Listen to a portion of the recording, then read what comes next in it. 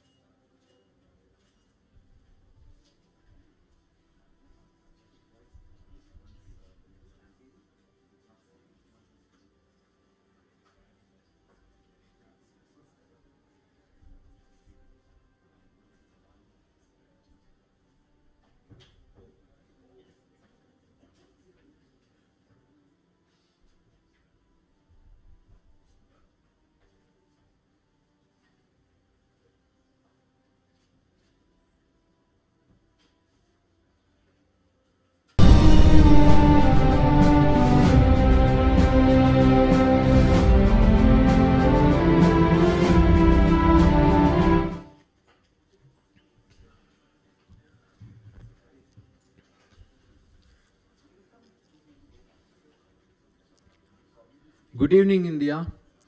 Welcome India for Democracy Conclave by our DMK IT Wing, and with the best wishes from our great leader, Tamilnadu Chief Minister. We start with Peraringer Anna's quote. I hope all of you would have seen that in the inscription while coming into this Arivalayam, that democracy is not the form of governance, it is the code of humanistic values. That was said by our great leader, Peraringer Anna. Very much relevant today because the human value is getting eroded day by day in the Modi's regime. And as India, we are fighting Modi, and we are here to speak for democracy. So I will request all the delegates to come on stage. Honorable Thiru PDT Acharya sir,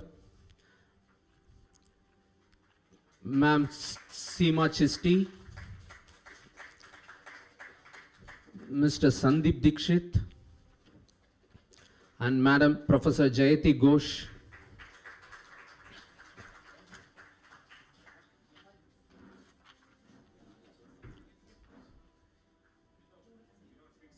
Next, yeah.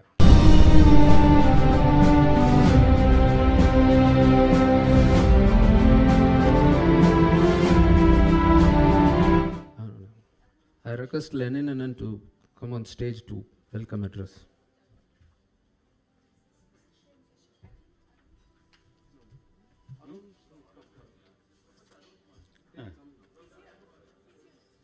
Oh, sorry, extremely sorry.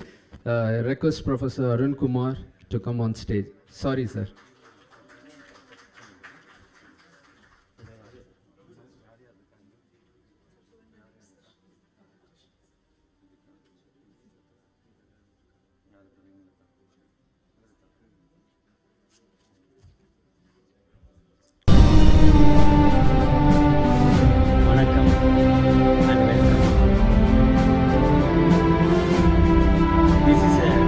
In the evening, the sunrise for our India from our India. the event organized by the DMK IT Wing, itself a wing of the party Rising Sun. So this evening should be done. The big challenge before us is to free the clutches of India, which has been in darkness for nearly a decade. Democracy, secularism, pluralism, federalism are suffering. The India built by our forefathers is being demolished by the BJP rulers today. We have gathered here to save India, to save democracy. Our leader, the Hon'ble Chief Minister of Tamilnadu, stands tall and stands with all to save democracy and to revive India. This is nothing new for DMK, because our leaders, Anna and Kalaignar, always raise their voices for democracy whenever it has been threatened. DMK even lost its government to save democracy. Everyone knows what happened during the emergency, the MISA Act. So DMK has today once again started its democratic war at this venue, which is in the name of Anna and Kalaignar. I welcome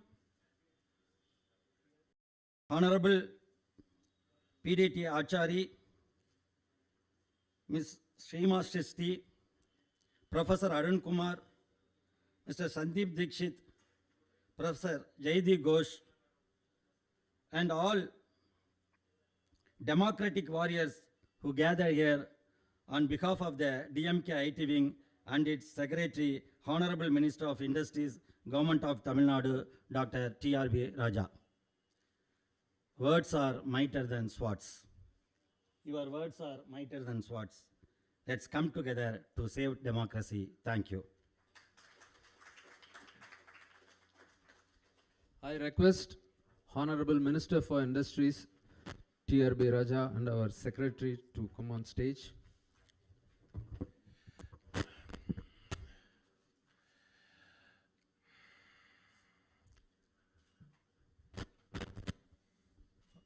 Welcome and namaste. That's just to drive home the point that DMK is not against Hindi, it's only against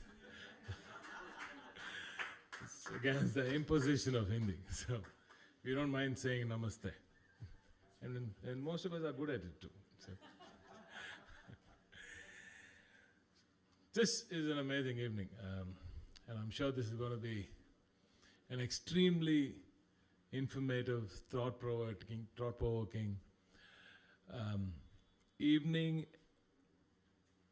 which in the decades to come, youngsters like you all over the universities, that our forefathers envisioned and built to build a democracy, probably the greatest democracy on earth. Such youngsters will talk of this day when a regional party, which has no ambitions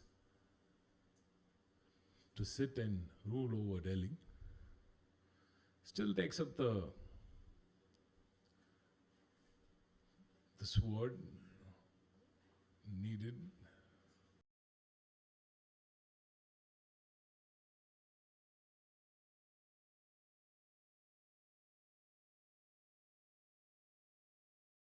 just that singular call to fight back, right? Just that in itself, I think, talks loads about the leadership character of our leader, my leader, your brother, your friend. He is son of this soil too. This is not about just Tamil Nadu. This is not about just UP. This is not about just any single state. We are bringing this fight to Delhi. This morning I tweeted, Dravidam is going to Delhi to meet the rest of India. And today when we say India, everybody knows which India we were all talking about. There's only one India that needs to be said. Whoever coined that, I mean, they did a fabulous job. And they've touched upon emotions all over India. And everybody is happy that this thing is happening. So I'm just going to finish by, I'm just going to add a few more words, and then I was supposed to just come and give the mementos and stuff, so I just want to honor them, honor the beautiful guests that we have today. But I couldn't help myself. I had to say this, and I have to say this not for just the people of Tamil Nadu. On behalf of all those who feel that our voices are ours, and nobody can say anything, nobody can, I think you should sit. We don't like to see women standing, especially. So, I mean, we would love to see you stand for elections, but so, I mean, that's part of Dravidam, that's part of democracy, that's what we all hear. And it's amazing sight to see such glorious women sit, take stage today. So my leader, when he thought about all this, when he brought the fight, when he started the fight in many ways, Tamil Nadu was the last frontier, right? Tamil Nadu was the last frontier. It was Periyar study, his walking stick that lay there, which protected the saffron surge coming down south. We stood there strong, probably with our, I could also say, with our brethren in Kerala. The south remained, and we want India to remain too. This is what this fight is all about. We're bringing the fight to Delhi, and this space, like my brother Dharni also said, the space might be small, but our hearts are big. The space might be small, but the thoughts are big. This space might be small, the space that we are trying to save, India, and the meaning of India, that's huge. And I think we should shed every bit of our blood to save this great nation that was saved by amazing, amazing people who are not there with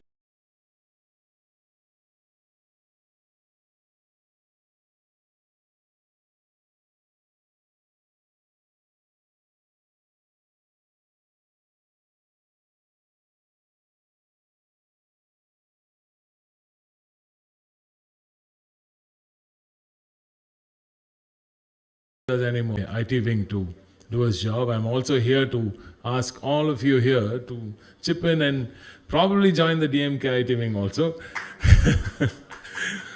Because this fight is we are all fighting the same battle. We are all fighting the same war, right? It is all about one single thought. It's about what happens to India in 2024. And this fight that we have started here is, I'm sure, is going to deliver huge results. I do have another speech to give at 6, so I don't want to empty all my preparations here. So I'm just going to leave this stage by saying one thing. Today, we bring the fight to Delhi, a small regional party, where I started, I'm saying. It's just a small regional party. It's coming all the way up to Delhi and fighting the battle that each and every person in Tamil Nadu should and will fight, I'm sure, in the very near future. And I'm saying, Delhi is not yours, it is ours. It is the union. It's a union of India and not a singular entity like you would want to thrust upon us. Wait there, we are coming for you and we'll get you. Cheers. Thank you, Minnum Mannai Nayagan, our Minister, for your vibrant address. And I request our Deputy Secretary, Isai, to come on stage to honor our delegate through PD.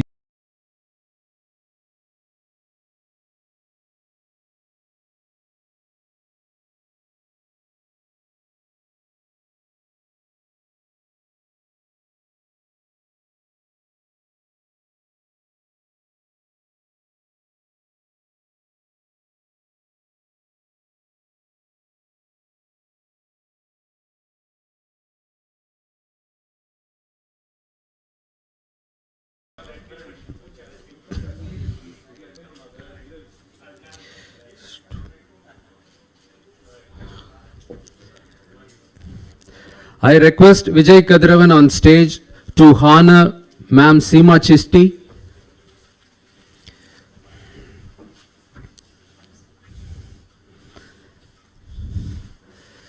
Secretary is giving the memento.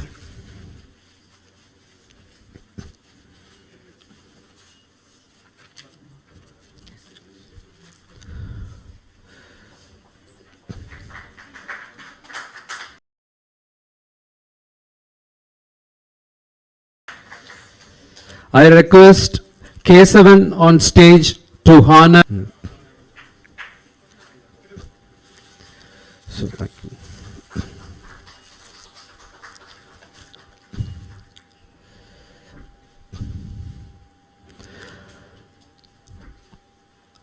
I request Deputy Secretary PM Sridhar to honor Sandeep Dikshit.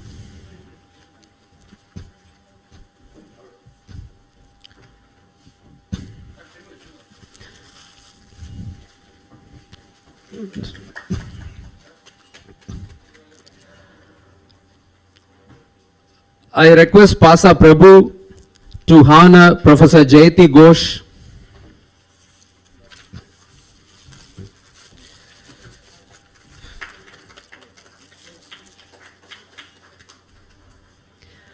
Thank you, thank you. Group photo. Okay. Yeah, we'll have a snap group photo. Yes.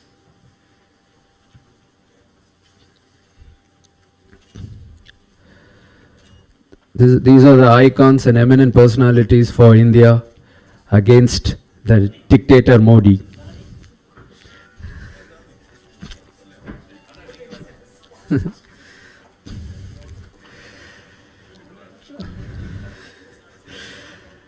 I hope all of you are aware of Sir Mr. PDT Achari, the former Secretary General of Lok Sabha.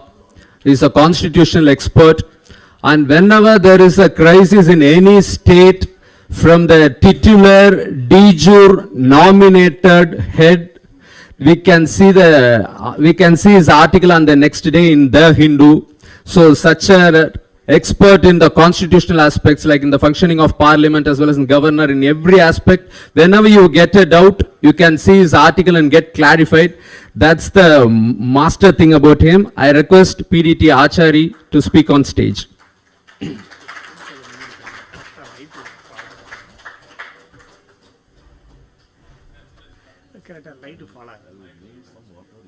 Sure, sir, sure. Could keep a bottle, small bottle or something here. Yeah. No. Oh. It was actually set for him. The tallest person here. Yeah. Distinguished personalities sitting on the dais, Honorable Minister, and friends. At the outset, may I thank the organizers of this conclave, the IT cell of the DMK, IT wing of the DMK. Such a wonderful gathering here. And as you say that this gathering is perhaps the beginning of a campaign to save democracy. Well, it is well intentioned, and I wish you all success in this. Today, the topic that has been given to me to speak on is the position of the governor under the Indian Constitution. Now, the role of the governor, the powers of the governor, these are all matters which have been settled long back through a catena of decisions of the Supreme Court. So there is no ambiguity about the constitutional position of the governor, but unfortunately, certain things happened during the past few years. And all those things which have been settled already have been brought up again in a very disturbing way. The governors have become very active, super active in some states. And we must remember that these states are those which are ruled by the non-BJP parties, except Andhra Pradesh and Orissa. So, you know the significance. I don't have to say anything more on that. 1974, the Supreme Court gave the judgment on Shamsher Singh. And for the first time, the Supreme Court said that the governors are constitutional heads, which means they don't have any real executive power. And the real executive power in a state vests in the elected government, the Council of Ministers, headed by the Chief Minister. So that is the constitutional position which is sought to be questioned in a way by some of these governors, which is very disturbing in fact. And from Shamsher Singh's case to Nabam Rabia in 2016, all these cases, all these judgments have very unambiguously stated that the governor doesn't have any executive power which he can exercise independently. In fact, in the Constituent Assembly debates, if you go through that, you will find that Ambedkar had made it very clear that the governor doesn't have any executive power which he can exercise independently. So he has to act always on the aid and advice of the Council of Ministers. Although Article 154 says that the executive power of the state is vested in the governor, but some of the governors read only that part and forget the last part of that sentence. That is, he will exercise these powers in accordance with the provisions of the Constitution. And to understand that, you must go to Article 163. It says that the governor shall act on the aid and advice of the Council of Ministers. So the picture is very clear. Constitution is very clear. The Supreme Court was very clear when it pronounced these judgments on a number of occasions that the governors don't have any kind of executive power. They have to always act on the aid and advice of the Council of Ministers. But unfortunately, certain things happened in some of the states, for example, Kerala, or even before that, perhaps in Maharashtra, Kerala, and then Tamilnadu, and West Bengal, and all that, in all these states, certain things have happened where the governors gave an impression that they are running a parallel government. This is something, which was actually specifically mentioned in the Shamsher Singh's case. It was said that the governors cannot run a parallel administration. They are not supposed to do that. Governors can, of course, counsel the ministry, advise them, caution them if something has gone wrong. The governor can say, look, this perhaps is a wrong path which you have chosen. All that, but after that, stay back. Let the government do whatever it wants to do. Because after all, the Council of Ministers headed by the Chief Minister, they are the people who are responsible to the legislature and also responsible to the people. So whatever action they take, whether it is right or wrong, they will be answerable and they will face the consequences, not the governor. Governor is, in any case, not responsible for whatever he signs. He is not personally responsible for anything. That is the position. But then, why they have acted the way they did involves a lot of politics. Now here I must tell you that I do not want to discuss politics. I am leaving it for others. Normally I don't do that. I will speak about the constitutional aspects of these things. I confine myself to that. Not that I don't know politics, but as a matter of strategy, I stay away from discussing politics. So let me make that very clear. Now,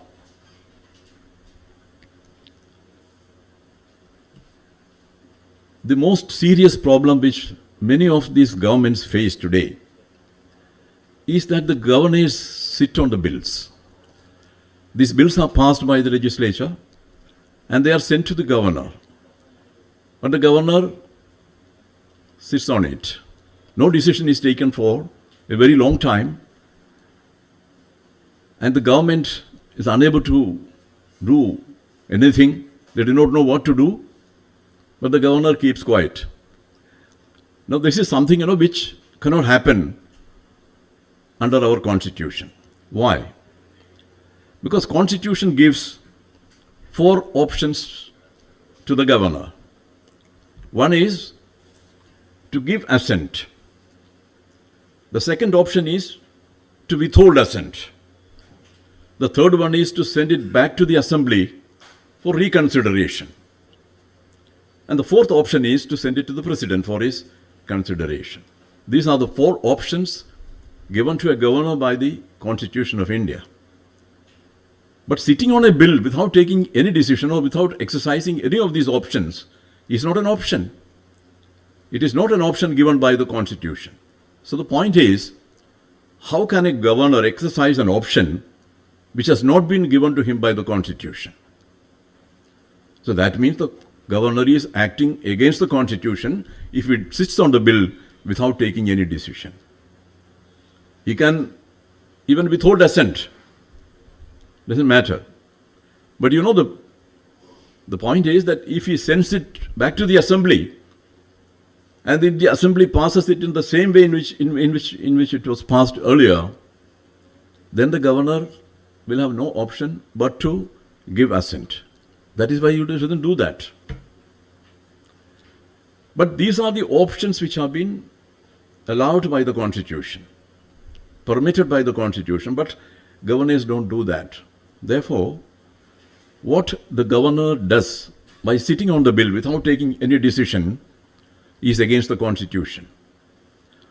Now the question is, if the governor acts against the Constitution, what is the remedy? That is a question which was asked of me by one of the chief ministers. I said, it is not that there is no remedy. After all, these are constitutional problems which have come up. Maybe the Constituent Assembly never thought about this. Dr. Ambedkar might have never thought about such a situation. In 1949, naturally. But now new situation has come about, and then we have to find new remedies for these problems. Article 361 says that you cannot go to the court against the governor or the president. They have immunity. But the Supreme Court itself has said in one of the cases, it is not that the court cannot look into the actions of the governor. You may not send a notice to him. He may not submit an affidavit in the court, but the court can look into this. The court can review the decision of the governor.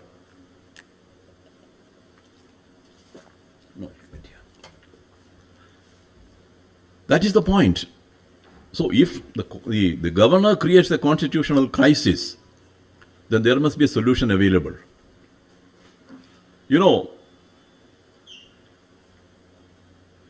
Article 355.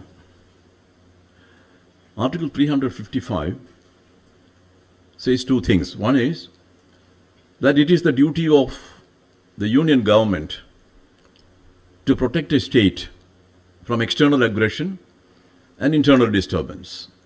In the case of Manipur, you must have heard about this Article 355 in that context.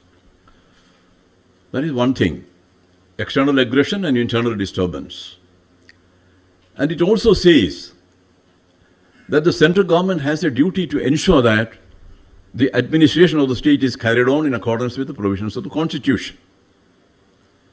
Suppose the governor does not give assent or exercises any of those options mentioned in the Constitution and sits on the bill, which is not permitted by the Constitution, and obviously it is an unconstitutional act, then what is the remedy? That means he is bringing about a breakdown of the constitutional machinery in the state.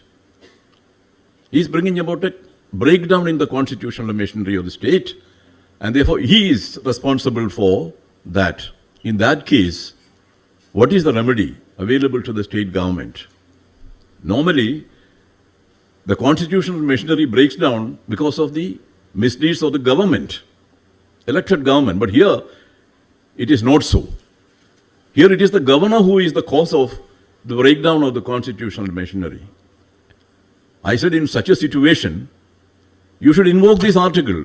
Either go to the court or ask the President of India to remove him, or you go to the court and seek a remedy, judicial remedy for this, because the governor has acted against the Constitution. So that is a new area which needs to be explored, especially in the context of what is happening in some of these states and what the governors are doing here. Therefore, the bills, so far as the assent to the bills is concerned, one of these options will have to be exercised by the governor. He has no other option. The second thing, it happened in Kerala and Tamilnadu. In Kerala, I think last year or so, the governor, of course, he used to make open statements against the ministers, against the chief minister and so on. And every day he used to address press conferences. That is something very, very strange and unheard of. But he used to do that. And one day he said, I am withdrawing my pleasure from the Minister of Finance because of some statement which he made. The governor said, unilaterally, I am withdrawing my pleasure from the finance minister. And the local press people, they are very much impressed by his English. Therefore, they did not ask any question. Otherwise, people would have asked him, what exactly you mean by this? Has the chief minister advised you to do this? So this is what happened. And after that, he went back to the Raj Bhavan, but nothing happened. Nothing happened. Chief minister looked the other way, said, okay. And then what happened in Tamil Nadu? I think it was last year or a few months ago or something, a few months ago. He issued the order dismissing the minister. And within hours, of course, he took it back. Maybe some people advised him something. But here, we must know the correct constitutional position in this, because it can happen in other places also. Article 164 says the chief minister shall be appointed by the governor and the other ministers shall be appointed by the governor on the advice of the chief minister. So a minister is appointed on the advice of the chief minister. Governor cannot just pick up somebody and make him a minister, even if he likes him. He can't do that. He can act only on the advice of the chief minister. That is the thing. And therefore, naturally, logically, what follows is that if a minister is to be removed, then you can do this only on the advice of the chief minister. That is the logical step. But here, without that, the governor unilaterally removed the minister, withdrew the pleasure from the minister. Let us understand this dimension of this pleasure theory, the pleasure doctrine, as it is called. In 1935 Government of India Act, there is a provision, section 51, I think, 51(5) or something, which says that the governor shall choose a minister and dismiss him at will. The minister shall hold office during the pleasure of the governor. Now, this was the provision in the Government of India Act of 1935. And in fact, you must know that Much of our constitution is borrowed from the Government of India Act 1935. And even in the case of this governor, you know, the wording is the same. That is why many problems have arisen actually. But the pleasure theory, the pleasure doctrine, which was applied in those days, was different because the governor was all powerful. He was the appointee of the sovereign. And he had all the powers. He didn't bother about the ministers and all that. So he could just pick up anybody and make him a minister and dismiss him at will in his discretion, because it is written there in his discretion. But when we framed the constitution, although we borrowed many of those words, but we did not use this in his discretion. So that shows the intention of the constitution makers. They did not want the governor to exercise this power at his will. Therefore, a governor under our constitution, a governor can withdraw his pleasure from a minister only if he is advised by the chief minister. That is the position so far as the dismissal of ministers is concerned. This can happen in other places also. Of course, I wrote an article on this issue. Perhaps it was published by Hindu, I think so. Now, there is another question which comes up now. Can the governor's decisions be judicially reviewed? Governor, you know, has judicial immunity. He has immunity.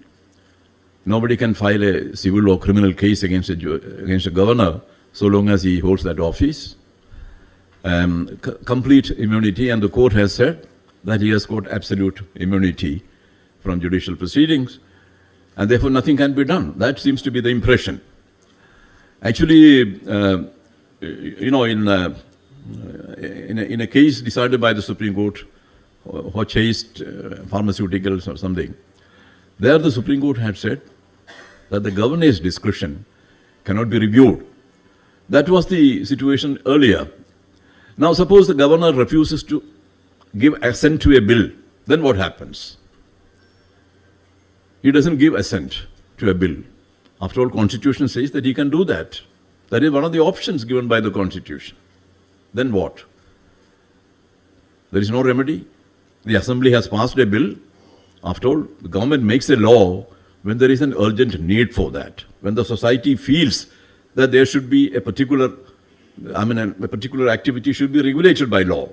And that is when the law comes, the bill comes.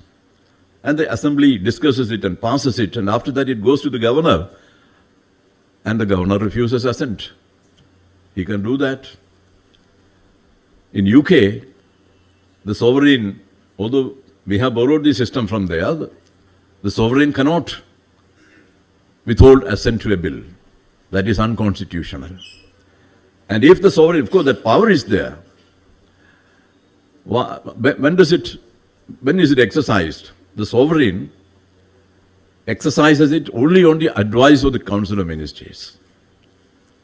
So it is limited to that particular context where the Council of Ministers advises the sovereign to withdraw the pleasure or to withhold the assent. That is it. So here, although things are not very clear, but the point is, if the governor withholds the assent, then the Supreme Court will review it. That is the decision which has been taken in 2016, this Nabam Rabia case. That is the latest case which Supreme Court decided on the issue of the powers of the governor and the options available to the governor and so on. I will not prolong it, because there are many other panelists sitting here.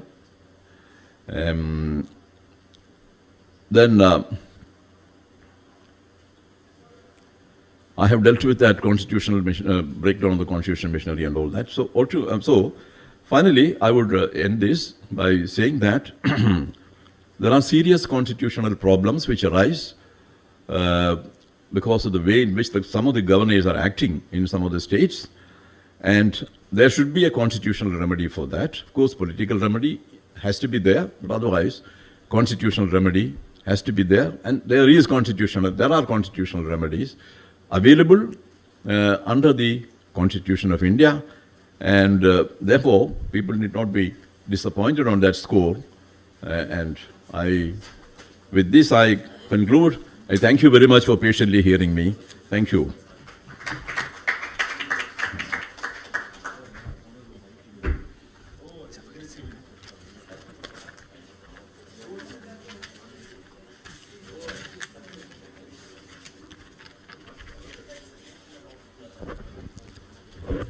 I welcome Thiru Jawahar Sirkar to come on stage.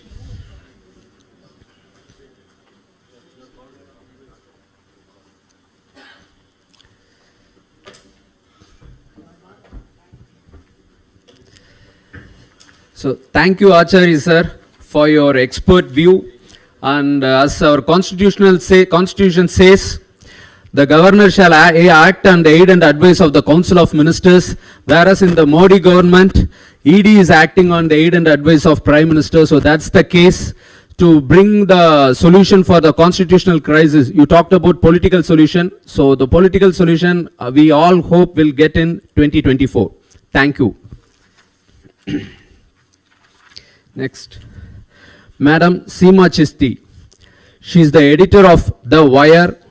As the name suggests, every article in that wire will shock the government, and she is a journalist since 1990 and working with news media like BBC and Indian Express, and she has co-authored a book, Note by Note, The India Story 1947 to 2017. Ma'am, we request you to write a note by note, a new India story from 2024. Welcome.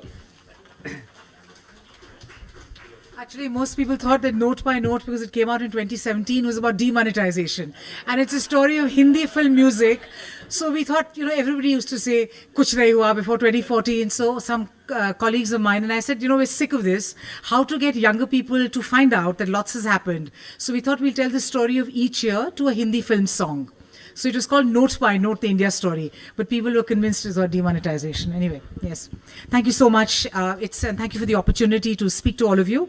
And at this absolutely marvelous India for Democracy Summit, where it's so good to be able to speak full sentences and not get interrupted, not to have fakery, and to deal with ideas. And it was really good to hear Mr. Acharya and my other very eminent co-panelists. So thank you and very good evening. The subject given to me is the language around social justice. So much is made of social justice, but I deal with words and so on. So language. I thought I'll just share talk to you for a few minutes about the language around social justice. But before words, I just want to put some numbers up front. I'm associated with the media, so that's like a privilege and a burden that I carry. So I have to carry it around me like excess baggage all the time. So I thought I'll just kind of tell you about a survey which most of you know about, but we seem to forget about it. That's important because the whole business of social justice is about representation. But representation in my fraternity, my tribe, the media, is even more critical, because it pretends, it claims, and actually does a lot of the agenda setting. It's the lens through which we kind of see things, it frames debates, it creates the noise. Any sort of model going for work, an MP going for work, or a carpenter going for work has no time to go beyond headlines and, do this whole political economy of the news and all. They just look at headlines and that forms their worldview. So journalists are very important in how they set the story. But this very telling survey done by News Laundry and Oxfam in 2019 had made 4 very important points about the media and who and what is the media, which is framing these arguments about social justice. Their results were stunning. This is called Who Tells Our Stories Matters, representation of marginalized caste groups in Indian newsrooms. Point number 1, out of 121 newsroom leadership, that's people in eminent editorial positions, out of 121, 106 were occupied by the so-called upper castes. That's an 88% dominance. Number 2, 3 out of every 4 debate anchors, not one is Dalit, Adivasi or other OBCs, other backward classes or from Bahujan communities. Not one. Number 3, only 5% of all articles in English newspapers were written by Dalits or Adivasis. Hindi papers apparently did slightly better at 10%. 72% of bylined articles on news websites were written by people from, again, so-called upper castes. Now, my caveat here is I have nothing, I would probably be identified as a forward if you go through my, if I looked at it like that. So the point is not that there are people you have to be of a certain identity to hold a position. That is only part of the story. It's not about that nobody else can speak for an identity because I'm not that identity. But to a large extent, if there is an overweening dominance of, or there is no entry point, there is no crack in the door, you don't get those stories, you don't get the perspectives. So you just have, every trade union kind of movement is told as a traffic jam story. It's in the city pages. So small things like that over and over time start setting the agenda. Social justice is merit versus caste. The whole idea that you're doing somebody a favor by, ignoring merit without explaining that is told to people continuously. And that's why this is important. Sorry. So those were the numbers before the words that I wanted to just make clear on social justice. So that should alarm us about what or who is doing the agenda setting on that. Number two, I think social justice is very important on the India agenda, as it were, on clearly Tamilnadu as well. And the Dravidian model is often spoken of. We know this from in 2009, these are CSDS statistics, that 20% of OBCs, according to their surveys, voted for the BJP. In 2014, it became 34%, and in 2019, it is 44%. So there is a huge change in the way the BJP clearly sees itself, and it's an OBC party. It wants to move towards being seen as an OBC party. So there's a huge challenge to the whole idea of social justice, which addresses the Bahujans, when a dominant party in power, which is winning in 124 seats out of its 303 seats by more than 50% of the votes, is getting a lot of the OBC attention, which is what makes the whole business of words important, because if Bahujans are going into a fold, which we say that stands against their interests, what's going on? So this is where I want to draw attention to the words that are used here, which are very important. We are at a very important turning point, I think. You can even call it a melting. It's really a very boiling hot point where the whole debate is almost flipping on its head. So the BJP welcomes them into their fold, but it says it never uses the term justice. It wants you to leave justice outside the door. So if I'm there, I'm accepted in, I'm allowed to bring a bit of my God in, I'm allowed to build a slightly taller statue of my God or a saint. So it's very much in the Hindutva framework that I'm allowed in. I don't eat at the same table. I sit on an adjacent table. And I'm probably given a small glass or a plastic glass, which is different from the steel glass. I'm accommodated. I'm also done some puja archana is done, and I'm accommodated. But I'm not embraced. And the minute I say justice, I'm out of the door again. So the whole larger accommodation, which they call samrasta, they don't say nyaya, which in Hindi and in other languages means justice. No nyaya, it's samrasta, which is not even, they translate it as harmony, doesn't mean harmony. It actually means that whole integral humanism, just keep quiet about it. Tum ab chup raho, what Mr. Modi told Satpal Malik, that tum ab chup raho, just keep quiet for the moment, just adjust somehow, just sit in that seat next to Mr. TRB Raja, just adjust somewhere. Do not ask for justice, do not ask for equality for him, just adjust somewhere. So I think that's very critical and important, because justice, out of all government documents as well, the word rights and justice, NGOs who help prepare government documents tell us, are asked to kind of, out of the door, just adjust somehow, come, you're welcome in the Hindutva umbrella because we need you. But the language and the terms is samrasta. It is adjustment, it is not nyaya. So I think this is a great time, is a very important time to understand that different words reflect different concepts, and we have to be very careful about constantly using social justice correctly. The second point is that at a time of so much of BJP's dominance of the information world, and with the way the demographics are, that a majority of our country is born after a certain age with no lived experience of previous times, there is an imagination that it used to be like that earlier also. You're all you're apologists for older regimes. So I want to make it very clear that I have huge problems with all governments that came before. It's not as if problems were invented in 2014. But the critical difference again here, and we must get that right, is in the way this whole language thing, it's no longer justice, it's adjustment, samrasta, come, put up if you worship a certain fish god, you worship a certain kind of, and we'll accommodate that, but not really allow you into our pantheon. We won't give you justice. Don't ask for that. Don't ask for your rights. Adjust. The other difference is that previous governments fell short of the constitutional ideals, liberty, equality, fraternity, everything, justice, by a long haul.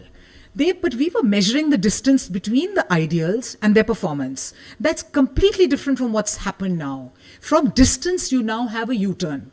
No longer are those ideals there. That's the difference. That there is now a big... I mean, all Indians aren't equal. If you were to look at what the CAA says, all Indians aren't equal. If you look into, this whole one nation, one everything, and, so the imposition of Hindi, whether it's language, religion, caste, a certain way of living, thinking, one nation, one police uniform, one nation, one idea, one nation, one person, one channel, one everything. Everybody has to leave the frame. Just me in the photo alone, everybody clear up. So I think it's very critical to remember that what's happened now is actually a moving away from the constitution ideals. So previous governments you can accuse them of hypocrisy, inadequacy, but they were still saying all Indians are equal. It doesn't matter which God you pray to, if you don't pray to a God, what color, religion, caste, gender. That has fundamentally changed, and that's the big shift. And we must watch that. And therefore, the language of social justice is important, and to continue to go on about it. I think the other thing which will be a big challenge for people on this side who are now articulating social justice to a new, anxious kind of population with a very competent kind of authority, which is the authoritarian kind of Modi government, is that, as if we limit the social justice argument to just giving jobs or even representation, they've got a much bigger strobe light. So my little lamp can't accommodate, they'll give them representation. They'll even give them jobs. So I think this kind of urging, this slogan for social justice has to really be deepened. It has to go way beyond even jobs and representation. By just saying, come to me, I will accommodate this particular party from UP or something because I'll adjust you. That's possible there. Even jobs and representation may be possible there. What I think we have to really get back to, and that's like the harder kind of grind, as it were, is you have to go back and almost go back and draw from, I think, the national movement and how it drew this kind of diverse, plural country together. You have to go back to reinvent the 1950 Constitution of India idea, the 1947 India idea, which India right now currently is like, in quick reverse gear in a very narrow alley. So I think what we have before us is our task cut out. Be mindful of the language used about social justice to realize the essence of what it is. And also realize and I think the job of all my co-panelists and me is really to help kind of understand what's happening, to be very clear-headed about what's happening. So if we see that there is a certain shift that's happening on the ground, we should be able to give it the words, the understanding to take it up from there. So we are not always in the marching public, which will kind of do that. That job is, I think, up to like other eminent people. But I think to just be with clarity and realize why it's so important to recognize the words that are used for this, and that even the call for social justice is not going to be easy, but it's going to be the most important business we conduct. Because losing that, and if we lose sight of the words of just justice and equality, then the battle is nearly over. So, and actually it doesn't, so I'm not saying we should all go out and lose the next election, but even if it means that it's a longer battle than just winning 2024, if we don't fight it on the right grounds, you'll be playing a different sport. So if we started playing football in 1950 and we're slowly being driven into a gilli danda ground, it's really, we have to be very careful to continue kicking the ball and to stay on course with the goalpost and not be marked offside. Otherwise, slowly the whole game shift will happen in such a way that even if somebody else wins in 2029, it's not going to be a battle having fought for and having, it really won't be much of a win either. So that's all, folks. That's all I wanted to share with you. Social justice, words matter, and stay dug in. Thank you. Thank you, ma'am. Thank you for the intense, fiery, powerful speech. And even our secretary has appreciated about your wire initiative, like how reservation for social justice. So you have taken initiative to bring social justice in media. We appreciate it. And next, sir, Thiru Javagar Sarkar, former civil servant and member of parliament. He has served as CEO of Prasar Bharati. He has also represented India in UNESCO, and he had a long tenure in the Ministry of Culture as a secretary. I welcome, sir.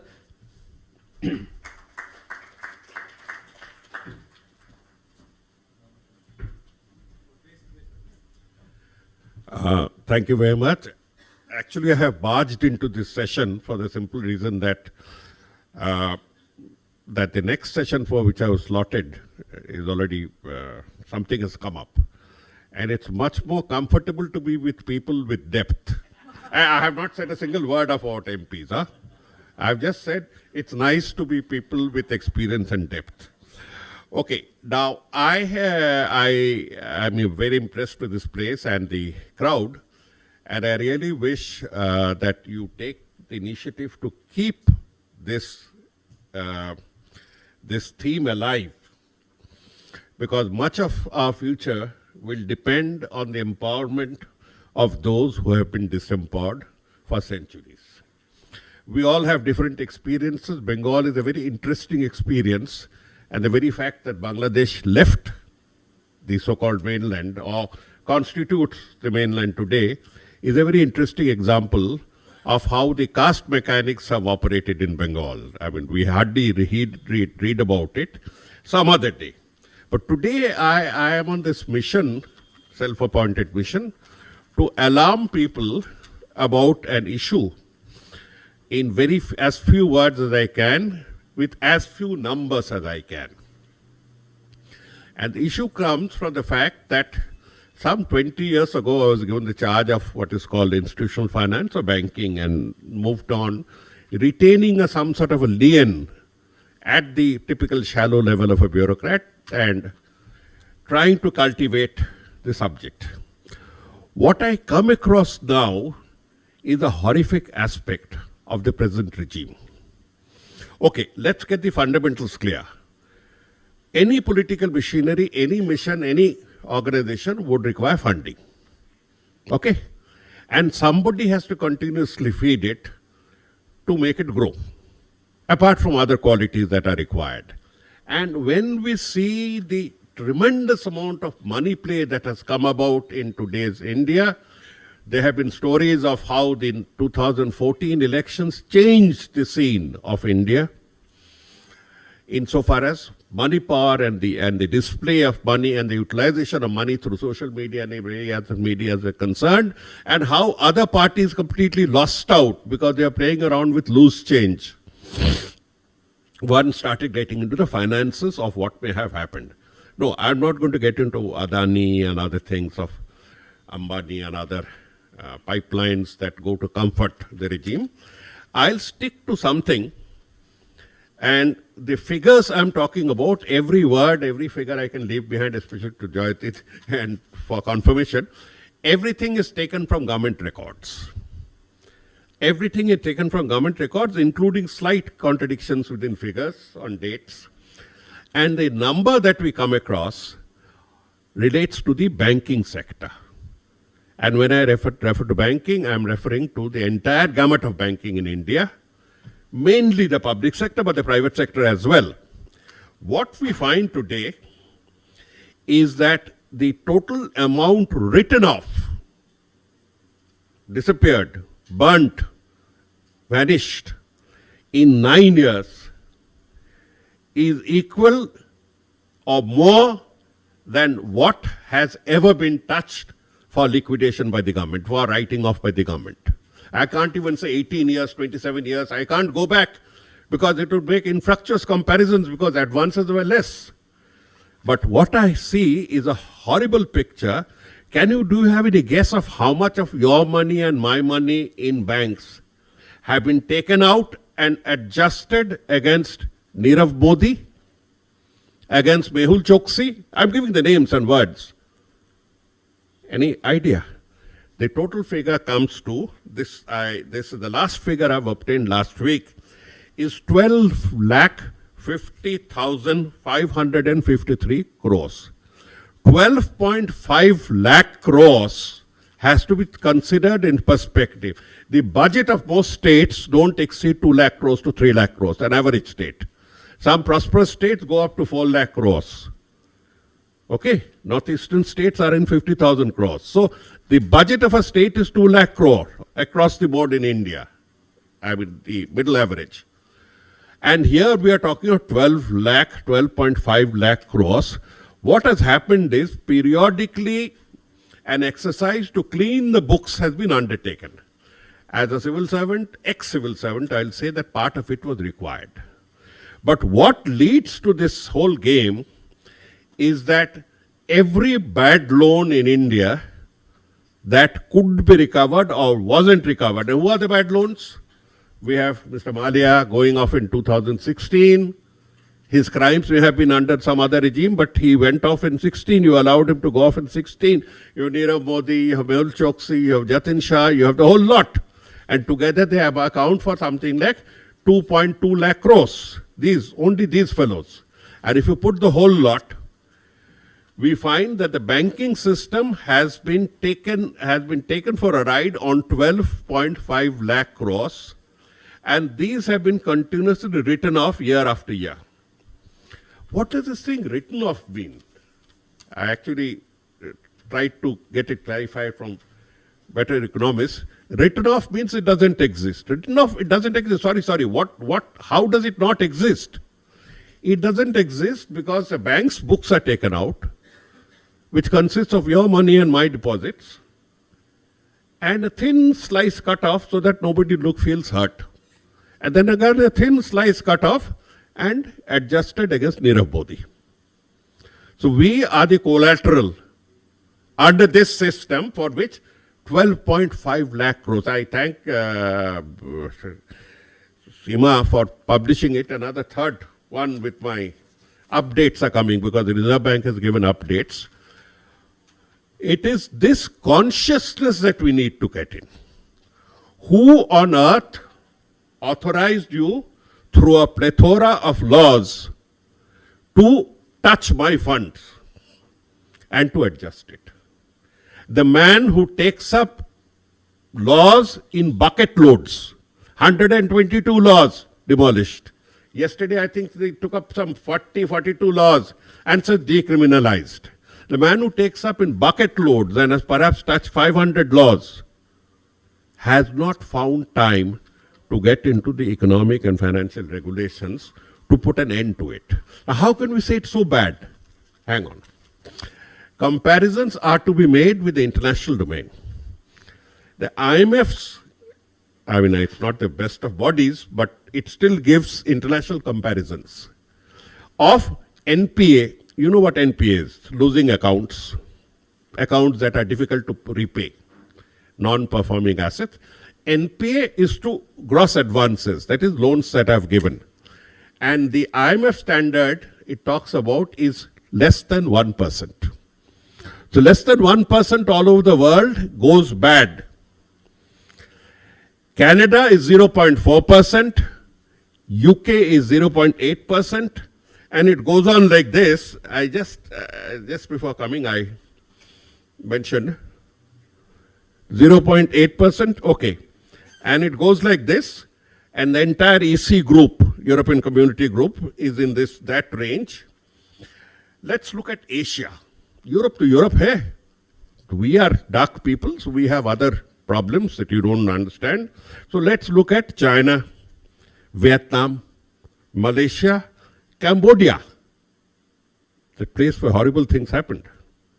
1.6 to 1.7. This is the latest figure given by globaleconomy.com. It runs into 4 to 5 pages. I'm giving you 1.6 to 1.7, that Cambodia can manage to contain its bad loans to 1.7%. We take certain more adventurous countries like Indonesia, Turkey, Thailand, Brunei. It is below 3%. So the whole world can contain it between 1 to 3%. And what has been our ranking? What is the percentage for India during the Modi years? It has ranged around 8%, 5% higher than the rest of the world, 6% higher than the rest of the advanced countries, 7% higher. And according to Nirmala Sitharaman, it peaked at 11.5% as of 31/3/2018. 11.5% of the entire loan. So you get the racket. These loan racket, as I call it, from which you can't recover or don't recover, goes into buying up of 102 crore house in London. And that's the easy conversion. Money never disappears. I never studied economics because I was terrified of the subject. Money, I understood is money never disappears. Like Lakshmi, it travels from one person to the other. That's all. It never disappears. So the burning of the note is only a ritual act. A paper is burned and it goes into somebody else's pocket. So the entire scooping up of our finances, because ultimately this adjustment is against bank deposits and bank margins. The entire thing has to be registered in our minds. And then we can argue about it. We can say, India, we have so many problems, MSME goes through it, etc., and therefore we need larger margins. I said, okay, take 2.5 and let's argue. Take 3 and argue. Say we are as bad as, say, Brunei, and let us argue on that. When you are doing 11.5, 12.5, okay, last point, how much was it during the bad regime where rockstar CAG came out with disastrous reports week after week. Last time I met him, he looked so overfed with benefits given by this regime for the last 9 years. That is just tottering. This is my colleague, but never mind, a very intelligent colleague. Now, what was the position during Manmohan Singh's regime? 2% on an average. 2.2%. I can go on to the years, but I don't want to sound like an economist. 2.5, 2 point this thing. It got on the worst in the last year, 2014. 4.1 or 4.2. So that's about 1% higher than the worst average. Just 1% higher. This gentleman starts with 4 as his base and goes up to 11.5. Now he is stabilized to about 4.5, but the Reserve Bank's report says that September 2013 it will cross 9. The public sector bank part will cross 9, therefore the weighted average will come to around 7 or 8.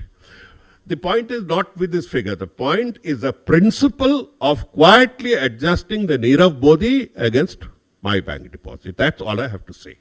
That source of empowerment that he has grabbed onto himself is something that we need to question. And none of the standard laws and regulations that she and her MOS keep quoting, standard sentences supplied by deputy secretaries and my former colleagues.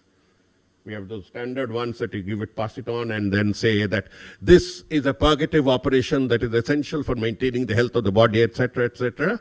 Like, yes, Minister, none of these will do.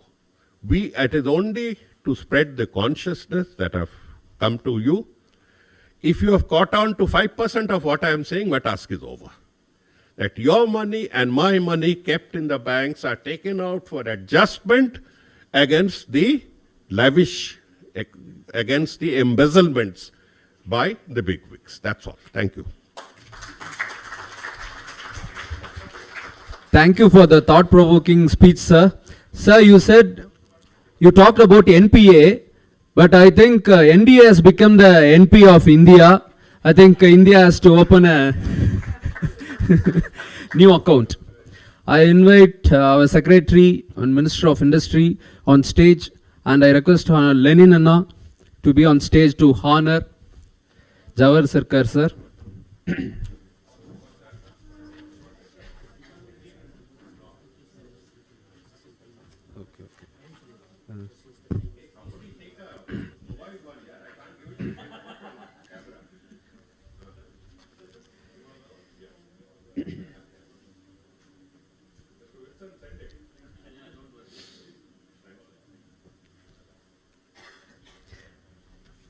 Thank you, sir. Next. So we have a next session by 6:30. I request honorable delegates to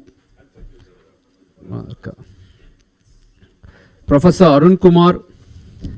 He has written extensively on issues pertaining to higher education. His book, The Black Economy in India, has broken new ground in thinking about Indian economy. He has written on demonetization and black money, and to mention that ground scorching tax, like what the government say, GST. Sir, I welcome.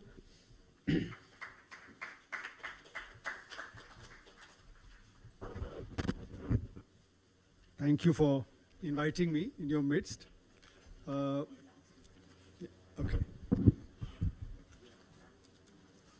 You know, I was asked to talk about inequality and various other such economic issues. So I thought, let me begin by saying what the government's position is. Government, of course, claims that the economy is the fastest growing economy among the large economies. It also claims that poverty has gone down. You know, the recent multi-dimensional poverty figures that have been brought out. And says that all this improvement has come in spite of the pandemic, in spite of the Ukraine war. So it claims that, you know, their policies have been very good. It also claims that the United Nations has come out with a report supporting them. The IMF has come out with reports saying that the rate of growth is 6%, 7%, and so on and so forth. The question is, what is the reality? This is what the government claims. And it says that we have international backing, international support for this. We need to really analyze it to see where the reality lies. Now, in India, as we know, that there's an economic divide. And the problem, therefore, comes in terms of the data that the government puts out. There is the unorganized sector, which is very large in terms of employment, 94%, and the organized sector, which employs 6%. The unorganized sector produces 45% of the output, organized sector produces 55%. Now, it's this divide that is what the problem is. Because of this divide, what's happened is during demonetization, then the implementation of GST, then the NBFC crisis, and then the lockdown, it's the unorganized sector that declined unambiguously. It got hit very hard. So in other words, 94% of the employment, 45% of the output was hit very hard. And unfortunately, this does not come into our data. Why does it not come into our data? Because the unorganized sector data from agriculture is available, but from non-agriculture is not available. It is simply assumed that the unorganized sector is growing at the same rate as the organized sector. Now that may have been true before demonetization, but certainly not true after demonetization. During demonetization, we saw the shops were empty, the factories were not working, the wholesale markets were empty. In agriculture, you saw large impact of the demonetization. People didn't have cash.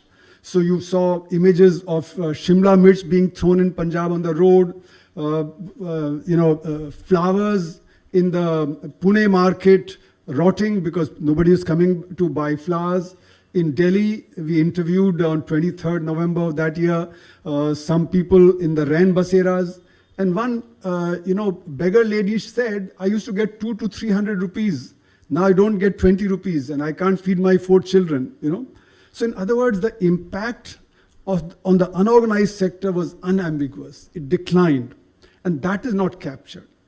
So why is that not captured? Because of the 39 subsectors of the unorganized sector, 29 are measured using the organized sector data. So in other words, you are using organized sector as a proxy for the unorganized sector. Now the organized sector was rising, but the unorganized sector is declining. So the declining sector is proxied by a rising sector. And that's why our GDP is overrepresenting. And we have enough evidence of that. If you look at it, e-commerce has been rising at 20, 30, 40%.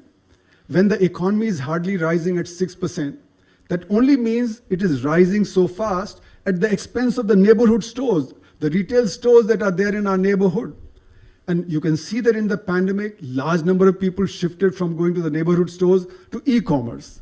So e-commerce growth is what is captured in the GDP, but the decline in the unorganized sector is not captured. You can see the Hindustan Unilever's report last year. It says our market share is going up because the small sector is not able to cope. You see Mr. Jagannathan of the pressure cooker industry, he writes saying that there are 30 units in the pressure cooker industry, 25 in the small sector and 5 in the large sector. These 5 units, demand has been growing at 24% and our profits are shooting up. But the 25 are not able to cope. So the 25 are declining, so our rate of growth is 24%. So sector by sector, if you look at the thing, whether it's textile sector, leather goods sector, luggage industry, luggage industry, Mr. Piramal was being interviewed on CNN, and he said, we are growing rapidly because the unorganized sector and the luggage industry is not able to cope. So sector by sector, you find this data that the organized sector is growing, the unorganized sector has been declining, it's facing a crisis, and Tamil Nadu has a lot of unorganized sector, and reports from there are that they are doing rather poorly. Many of them have closed down, and this is the picture everywhere in the country. So therefore, our data is suspect, and when the organized sector is rising, and you're proxying the unorganized sector by that, your GDP is not rising. So that's why I've been arguing that during demonetization, when we saw that the economy was declining for 5 months, I went to Gwalior in March of 2017, and the wholesale market had not opened. The dealers said, people are not coming. So that was 5 months after. So for 5 months, the GDP did not grow. And yet our official data shows that in the 2016-17 year, the GDP grew at 8%, the highest growth during that decade. Whereas actually the data should have been that it was actually declining. So therefore it shows that the errors are very large in our economy. You can also see in 2021-22 RBI data for 2,700 companies, the sample of 2,700 that they use, that shows 41% increase in output, in the value of output. Okay, when the economy is not growing, if they are growing at 41%, the other sector must have been declining. And when the organized sector rises and the unorganized sector declines, because the organized sector is the one that only employs 6%, the unorganized sector employs 94%, unemployment becomes a problem. So unemployment begins to be a problem. Now this problem was coming up even before the pandemic came. The official data itself showed that from 2017-18 Q4, the rate of growth officially was 8%, and just before the pandemic it had dropped to 3.3%. Okay, so even the official rate of growth was declining. If you could include in that a decline of 10% in the unorganized sector, then even before the pandemic came, the rate of growth had turned negative. So we were already in a recession before the pandemic came, and of course during the recession there's a pandemic. And post the pandemic, you can see it's the organized sector that's rising. The stock market rise reflects the rise in the profitability of the organized sector. So it's not the unorganized sector that is rising. So in other words, the rate of growth of the economy has not been 6 to 7% as the government claims. It's between 0 to 2.5% that it has been growing. So therefore, the claim that we have moved from 10th largest economy to the 5th largest economy is not correct. In my judgment, we are still probably the 8th or the 9th largest economy. Therefore, to say that now we are the 5th largest economy in the world and we'll become a 3rd largest economy of the world by 2029, on what basis can we say? Because our rate of growth clearly is more around 1 or 2% at this point of time, or even negative given the decline in the unorganized sector. So this claim of the government is not quite correct. Now, if that claim is not correct, then what implication does it have for employment?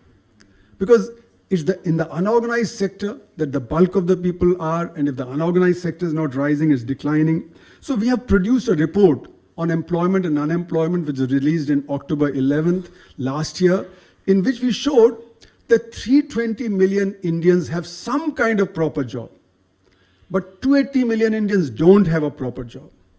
And we argued that there are 4 kinds of unemployment that are there in the Indian economy. First are those who are in the labor force, but they are not able to find a job. Okay, that's about 8% or thereabouts. Okay, then you have disguised unemployment in agriculture, those who go to the field but don't have work. So they don't have proper work, they don't have any income from that. Then you have the underemployed, because if you look at the data, our data says if you get 1 hour of work in the week, you are employed. But can you sustain your family with 1 hour of work? Indeed not. So underemployed. There are a large number of underemployed. And then those who've given up looking for work. Our labor force participation rate is about 45%, whereas in comparable other countries like Brazil, China, and the US, it's 65%. That means 20% less are working in India. And that comes to 19 crores. So therefore, the total who don't have proper work is 270 million Indians. Now, in that case, what happens is that 320 million have to support 1.4 billion. That means each individual who's got a proper work has to support 4 people. And that's why even if your wage is higher, you have to support many people, and therefore family poverty is large. If these 270 million also had work, then each person would support one other person and the family poverty would come down. So therefore employment generation is very critical. And employment generation will only take place if we boost the unorganized sectors. It's the unorganized sector where, if you look at the data, there are 6,000 large units, 6 lakh small and medium units, and 6 crore micro units. So there's a factor of 100 between each. And we talk mostly about these 6,000 large units and medium units, but we don't talk about the small and the unorganized sector, the micro units. It's the micro units where 97.5% of the employment of the MSME comes from the micro units. And the micro units are closing down, they're in trouble, and that's why unemployment is very large. So in other words, we have to support the micro units, we have to cooperativize them and boost them so that they can begin to provide a lot of employment. Now, if you look at the incomes of these people in the unorganized sector, the E-Shram portal was set up because the Supreme Court scolded the government, and the E-Shram portal was set up. What does the data in the E-Shram portal tell us? 28 crore people were registered up to November, as the Prime Minister himself said last week. Of the 28 crore, 94% said we are earning less than 10,000 rupees per month. So you can imagine the level at which people are working, these 10,000 rupees of income, and they have to support 4 people. So family poverty is going to be clearly very high. And what's the World Bank poverty line? The World Bank poverty line is now $2.15 per person per day. That translates for a family of 5 to 26,500 rupees per month per family. And the individuals are earning around 10,000. Now that's in PPP terms. You can deflate it, etc. But still, most of the unorganized sector would be close to the poverty line. So this argument that we've reduced poverty greatly is also not correct. So the government is pursuing a twin strategy. On the one hand, the Chaebol model of South Korea, that we promote the large, the Tatas, the Adanis, the Ambanis, give them all kinds of assets, whether it be infrastructure and so on and so forth. And when you give them all these assets, okay, they become rich, and that's why the number of billionaires is rising. But on the other hand, keep the poor poor and make them labhartis. Give them some, gas, cylinders, this, that, and the other. And then at the time of election, say that we have given you so much. But the question is, how much have we been giving these people? My estimate is that since the time of demonetization, the unorganized sector has been losing about 10 to 12 lakh crores per annum. What they get as labharti is only 3 lakh crores per annum. So in other words, the loss to the poor is roughly of the order of 75 lakh crores in the last 7 years, whereas the gain they've made is 21 lakh crores. But 20 lakh crores is in hand, 75 lakh crores is hypothetical, and therefore people look at what they're getting immediately. But this is something that the opposition should make clear to the public, that what they're getting is peanuts compared to what they're losing as a result of government policies. Whether it be demonetization, the structurally incorrect GST, the NBFC crisis, and Mr. Jawahar Sarkar pointed a little bit towards that crisis that in the banking system, and then the sudden lockdown that took place. Now add to that the black economy. The black economy leads to policy failures and to wastage of resources. There's flight of capital from the country. So all the problems I mentioned, they get aggravated further as a result of the black economy. As a result of the black economy, I've shown that India has been losing 5% of the rate of growth of the economy. So India could have been a much larger economy. And this government says that we have been trying to tackle the black economy, but as the data from GST collections and the recent data of how much GST evasion is there, the daily cases that you see, the black income generation continues. So in other words, the crisis that is there has been continuing. Now, there are other issues that could be flagged, but time being short, I would not go into the problems of the new technology, the artificial intelligence, the job losses that are likely to take place in the coming years, the problems of education and R&D. Those are all problems that we need to look at. But the black income generation, if it had been tackled, the tax GDP ratio should have gone up. The tax GDP ratio has remained roughly around 16 to 17%. It has not gone up. Direct tax to GDP ratio has remained around 5.5%, 6%, whereas if the black economy had been tackled, it should have gone up to about 11, 12%. So in other words, the black economy has not been tackled in spite of everything that the government says. So to conclude, our GDP and poverty data is incorrect, and I think the opposition needs to highlight that very severely, that these data that the government is putting out is not correct. The unorganized sector is unambiguously losing, and that's 94%. That needs to be brought out very clearly. Then growth has been highly skewed. The top has been rising, but the bottom has been falling off. This is very important to say. Then the economy is not short of resources. They are wasted. The resources are wasted. So you can spend a lot more on education, health, and other such things for the poor, but that's not being done. We need to generate jobs for these 280 million who don't have proper work. And if you give them 30% of the per capita income, that would cost you 5% of the GDP, but the GDP would go up 16%. In other words, full employment can be self-financing if it is properly done. So employment has to be focused on. So in other words, farmers, workers, and youth, that grouping, that has to be taken on hold, and the campaigning should be done along with them. So this new alliance, needs a new consciousness, and the opposition needs to build that consciousness. Thank you very much for your patience. Thank you, sir. Thank you for enlightening us with the various data. So the Modi government is really afraid of those data. That's why they have preventing agencies to publishing data on various factors like unemployment, which was criticized by today's Hindu's editorial. Thank you very much. And Sandeep Dikshit, the real son of the soil, a social democrat, former member of parliament, is going to speak on the Modi and RSS syndrome, dictatorship of the majority.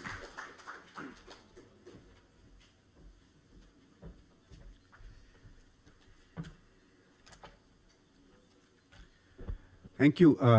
Let me first start by thanking the DMK and the DMK Youth Wing for getting me over here. And for me to be associated with anything concerned with Tamilnadu is also a matter of great personal pride, because my wife comes from Chennai. So when the minister was eloquently speaking in Tamil, I think he didn't realize that there was a spy amongst us who knew Tamil at that point of time. Let me first say, when you started this whole thing by saying your last word was namaste, and let my first word be vanakkam. So, and the reason I'm saying this, I think you in some senses mentioned the word Hindi, right? And the great debates and the controversies that took place because of Hindi, and in many senses, Tamil Nadu kind of kick-started this whole debate, and the party you belong to, which at one point, in many senses, dethroned us from Tamil Nadu, and now we are comrades in arms. But I think it was significant, right? I think it was significant what happened. And I think probably India owes a lot to what the DMK did on the issue of Hindi. Because if you had not done that, majoritarianism would have hit us far before it hit us 60 or 70 years later. It was not an issue of Hindi or any language at that point of time. I think it was an issue of what made us Indians. And we were Indians because we were born here. We were Indians not because we spoke languages that somebody else spoke. We were not Indians because we had the religion of every other Indian. We were not Indians because we had cultural customs of the same. We were Indians because we all were born on a piece of earth which was called India, and we owed allegiance to that earth and to that mother soil. And I think that is a very signal thing that the DMK said, and I think I'm very happy, therefore, to be in the hall which is built in the memory of those two great leaders. The other is, you had mentioned the word small regional party. I don't think you're a small regional party. In fact, you kick-started the tradition of regional parties in India.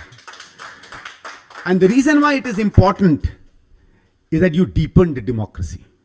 The democracy is not just one large or two large or three large pan-Indian parties. I think the important part of democracy is that people find their voice, their identity, and in some senses, a familiarity with the party that represents them. And I think democracy gets richer if we are closer to the people who represent us. And if democracy gets richer, the nation gets richer. And I think to that extent, whether people, especially in the Hindi-speaking North, would like to claim so or not, but I think DMK did a great service to the nation in strengthening democracy in the manner in which they did that. And I'm saying this with a great sense of seriousness and responsibility. What I wanted to speak today, initially, then I thought maybe I'll try and change my topic, but I think I'll stick to that is, one is of course, Jawahar Sarkar Sahab, when he was speaking, said that there are a lot of people with depth on the stage, and I am the only person without that depth on the stage, because he said the MPs will come later. I'm a late MP who's kind of sitting around in the middle of that. All that I can say is that you people have depth, the MPs have a little more width. So that's probably the only way in which they get accommodated. But what I'm finding today, and what I wanted to speak about that, is this whole issue of the kind of dictatorship of the majority that I wanted to speak about. And purposely, I wanted to relate it with this whole issue of the current Prime Minister and the organization that in some senses, inspires him, that is the Rashtriya Swayamsevak Sangh. And first of all, I would say that, we very loosely use the word RSS, right? And I think it's a mistake, because it's not just the RSS, right? It's kind of a, I won't use the word monster, because I don't know, after Rahul Gandhi got jailed for just using a particular surname, if I use monster in the association with any other, at least he has some lawyers to fight for him. I won't even get those to fight for me. So I think I'll refrain from using words like that. But I think this organism of the RSS comes in a kind of a many-splendored body. So I think we first need to be careful about that. And the impact that has been there is what disturbs me. One is, there is a kind of an almost dangerous anarchy of power and majority that we are seeing today. I don't think majority or majoritarianism has unleashed itself in the manner in which it is unleashing itself today. And it's in many, many ways. There is of course, there is the power and a dictatorship of those who are moneyed, of those with assets, of those with the social hierarchy, of power, of democratic majority, of cultural majorities. And this is where I think the most dangerous domain we are getting into. A small glimpse of that was shown by a certain constable belonging to a particular RPF in a railway line, on a line when he shot his boss and then shot 3 other people whom he did not like. Now that's a very, in the history of nations, in the story of civilizations, in current days, sometimes these things can happen. But what does this represent? This represents that one of us at a particular point of time, somebody or the other felt that the use of maximum force is justified against those, whatever be their numbers, whatever be their identities, whatever be their position in life, whatever be their status, whether they are human beings or not. The fact is, if I belong in some sense to an identity that is of a majority, then I can use maximum force to impose my majority. And this started many, many years ago. And one of the things I would like to also speak to here, because a lot of my DMK colleagues are here, both the DMK and I, when we were members of the Indian National Congress, actually suffered from this.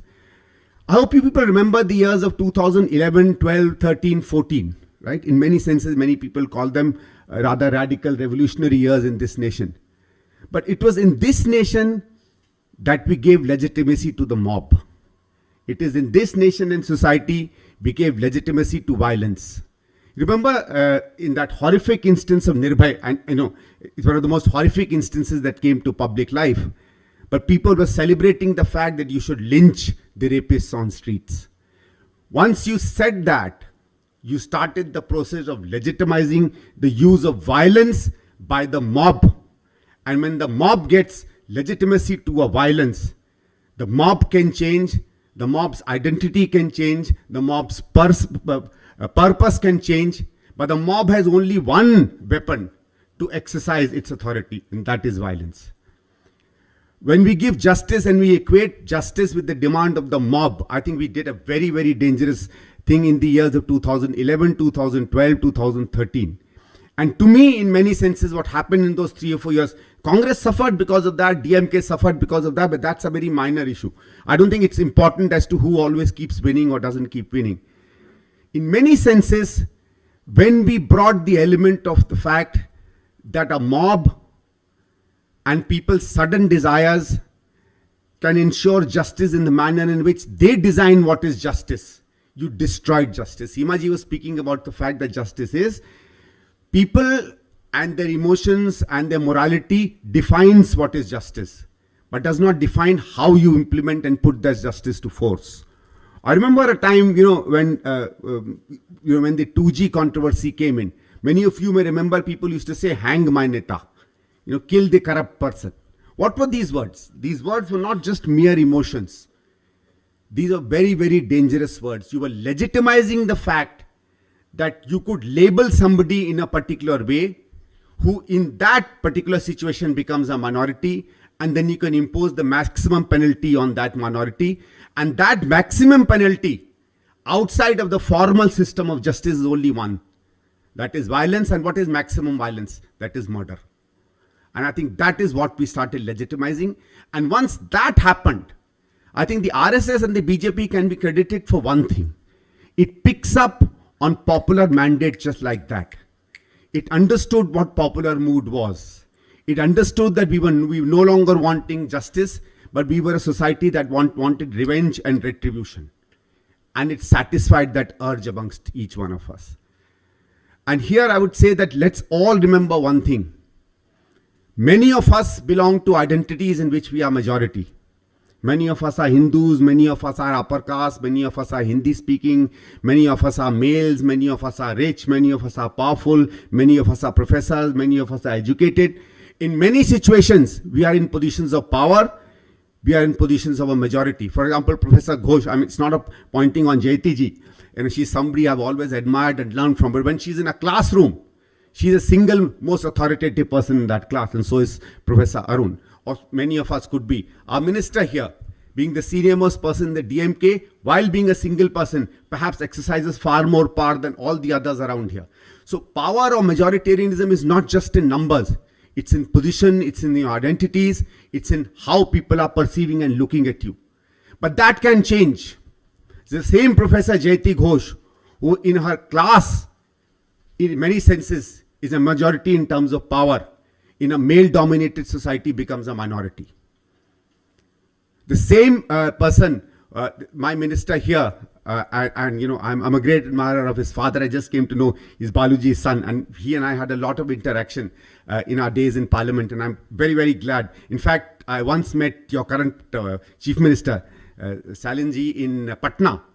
And he and I had a lot of conversation through Mr. Balu. I was talking to him in English and he was translating in Tamil, and then it was coming back to me. But, that's a treasured moment of my time. When he comes to Delhi, as a Tamil speaker, he becomes a minority.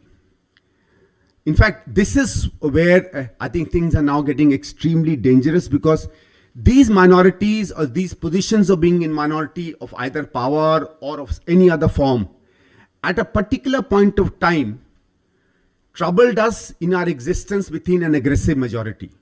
But there was the state, there was a system, there was a media, there were pillars of democracy that protected us and that saved us.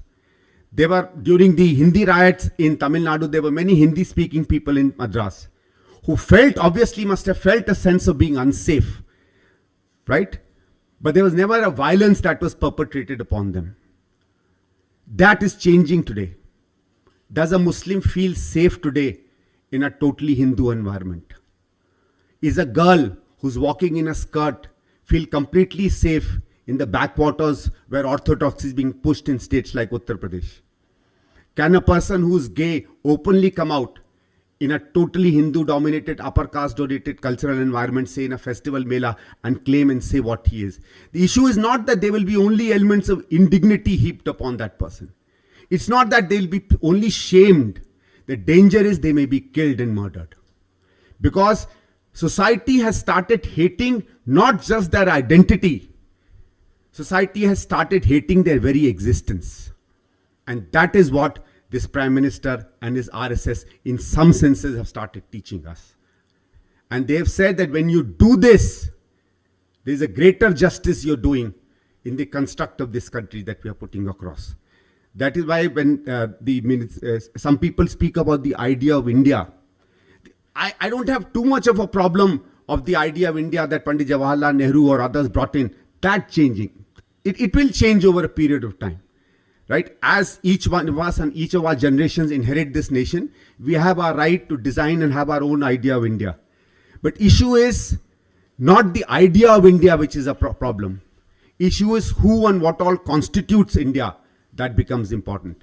And in that sense, we are imposing ourselves either by wanting you to change and become like us, or ensuring that not only do your differences don't exist, but if you insist on your differences existing, then you don't exist. And that the reason I'm saying this is that now the fight, therefore, has to be fought at every corner, at every opportunity, at a time when every difference is not celebrated, we have to fight. Every time a Hindi-speaking person finds himself in a minority in Tamilnadu, the DMK must rise and protect his rights.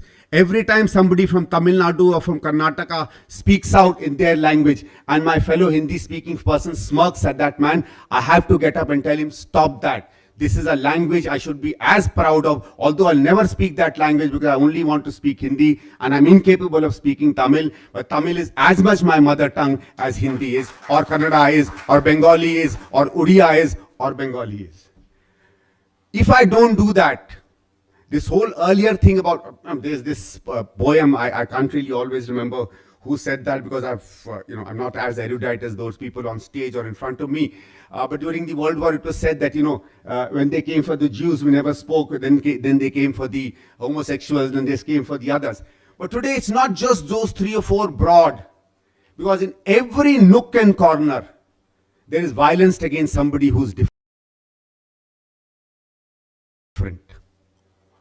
If we cannot fight for the girl who wants to wear a skirt, if we cannot fight for a lady who wants to announce that she's a lesbian, if we cannot fight for a person who's dark-colored amongst fair-skinned, absolutely racist North Indians, if we cannot fight for the rights of a Brahmin amongst scheduled castes, if we cannot fight for the dignity of the scheduled castes or the Dalits amongst absolutely caste-ridden upper caste people, each time that we don't do that, we are siding with the current regime. Because they are aggregating everybody's fears and building greater identities into those fears. And if we don't fight each of these, we are in many senses almost being part of that parade. So I would say, for me, when India came together, and this is the I.N.D.I.A India that I'm talking about, and many of its proponents are here. Priyanka ji is here. I think she was there in that meeting also. You give us hope, and I'm happy. You have an I with a dot, and an N with a dot, and a D with a dot, and an I with a dot, and an I with a dot. I'll tell you why I'm happy. That it's not India, but it's 5 separate letters. There are at least 5 things. After each identity are putting a stop, which means everybody who's an alphabet, or a word, or a sentence, or a language, is somebody this I.N.D.I.A will respect. If you can fight for our identities, fight for not just for your vote, then this country will stand with you. Because please remember, the way and manner in which this party, this RSS, this Prime Minister and this culture has come across, everybody in some form or the other has become a minority. Everybody in some form or the other someday will face the indignity of being in that minority. Everybody in some form or the other will one day face violence in the manner in which he or she is a minority of that moment, or in that room, or in that cultural context, or in that linguistic context, or in the way in which they are wearing something, or in the way in which they are eating something. So please remember, you have to fight each time any of your preferences or identities are questioned, and you have to fight even more fiercely each time it happens to anybody who's in your neighborhood. Thank you very much.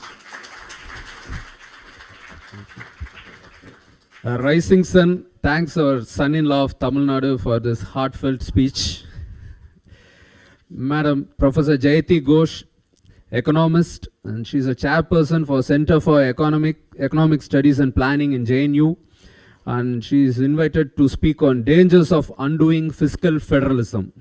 Welcome, ma'am. Thank you very much, and it is such a pleasure to be here. I should just also let you know I retired from JNU 3 years ago. But anyway, I'm absolutely delighted. Thank you for inviting me. Well, actually, I'm delighted that India exists, not just the country, India. I think it was essential, it was necessary, and I'm very, very grateful to all of you who have had the intelligence and the wisdom to actually come together at a time when I think everyone in this room, we all know why we all feel desperate. While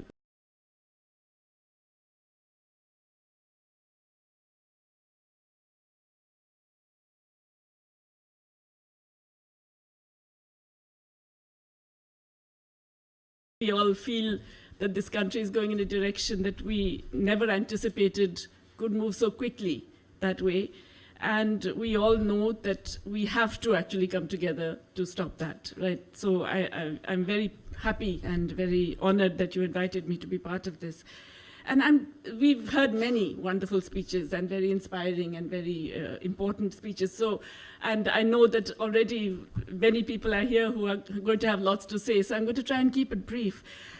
I'm going to talk really about one aspect which has been touched on, but it's actually a huge problem, and I think we don't recognize the extent to which this is such a danger to our polity, not just for democracy, but actually for the very survival of the nation. I think there's a huge sense in which India cannot exist unless it remains very federal. And for many reasons. Language has been talked about, social justice has been talked about, the massive variety that is in India. All of that, of course, requires a much more federal structure. But also the Constitution was very wise because, in fact, it recognized that state governments are the ones where actually the citizen relates the most. In other words, the rights of citizens were dominantly expressed through state governments.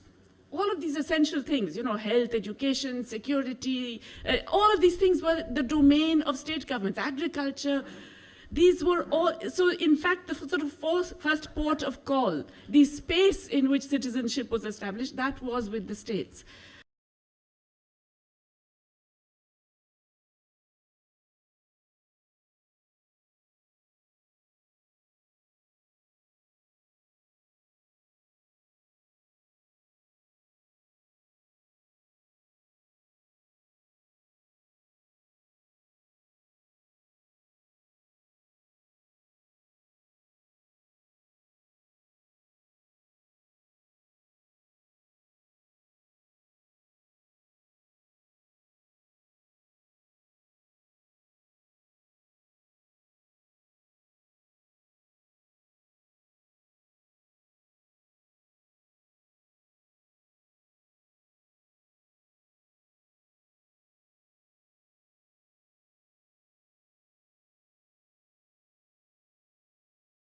What's happened, particularly in the last decade, has been not just an erosion of that, but I would say a reversal of many of the possibilities of that. And that, to me, is terrifying, because I do believe that for this nation to exist, it has to be federal. And I'm going to talk specifically on the economic parts of this. But just to highlight that, what we have seen, and it's also because of the shock and awe tactics of the current leadership, right, is that we get increasing centralization of policy making to the point where state governments are not, forget being consulted, they're not even informed, whether it's demonetization or it is the lockdown with 4 hours notice. There is massive centralization of decision making, and yet there's decentralization of the responsibility.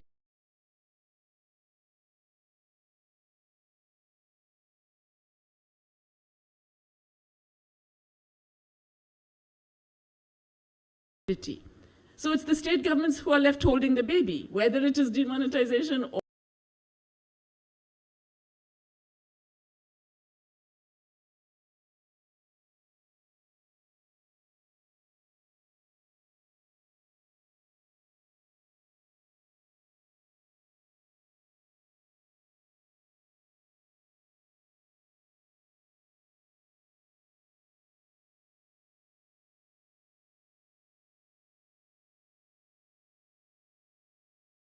or it is the lockdown, or it is all of the things which have terrific impact on the lives of citizens.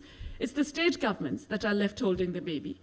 And yet when they're holding this baby, they have access to less and less of the government's resources. So we've had this simultaneous centralization of authority, decentralization of responsibility, and therefore of the burdens on state governments, with a massive reduction in their share of the fiscal resources. So when the BJP came into power, the Finance Commission just submitted its report in the first 6 months of its tenure, if you remember. And they did this remarkable thing of increasing the share of state governments of the tax revenues to 41%.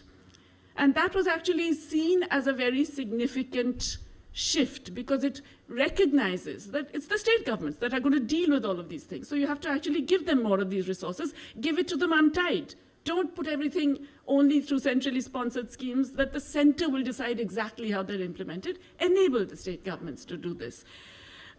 The BJP government actually accepted the recommendations, but then it used a loophole, which is effectively the ability to impose cesses and surcharges which are not shared. And this is really an anomaly. It was, I think, possibly an error that, it was seen. I think cesses and surcharges were seen as temporary devices for particular situations rather than something very regular.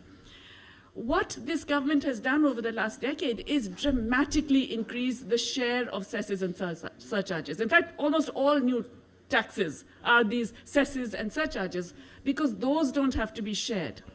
So as a result, these cesses and surcharges, they were about 10% of the total tax revenue in 2013.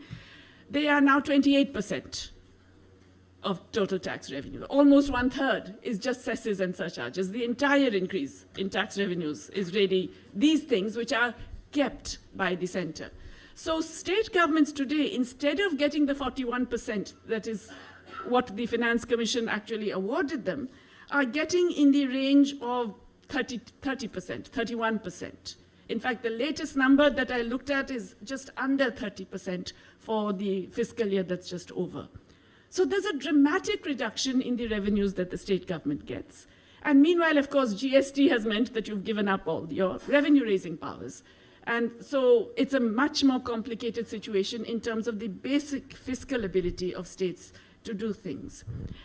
The share of untied funds, therefore, it really means the combination of the centralization posed by the GST and the center's very cynical grabbing of additional tax revenues through cesses and surcharges has meant that states are therefore less empowered to meet the needs of their citizens.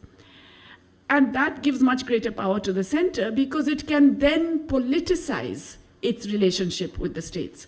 So that is the other thing that has happened. We heard Mr. Achari talk about how that works for the BJP-ruled states vis-a-vis other ruled states.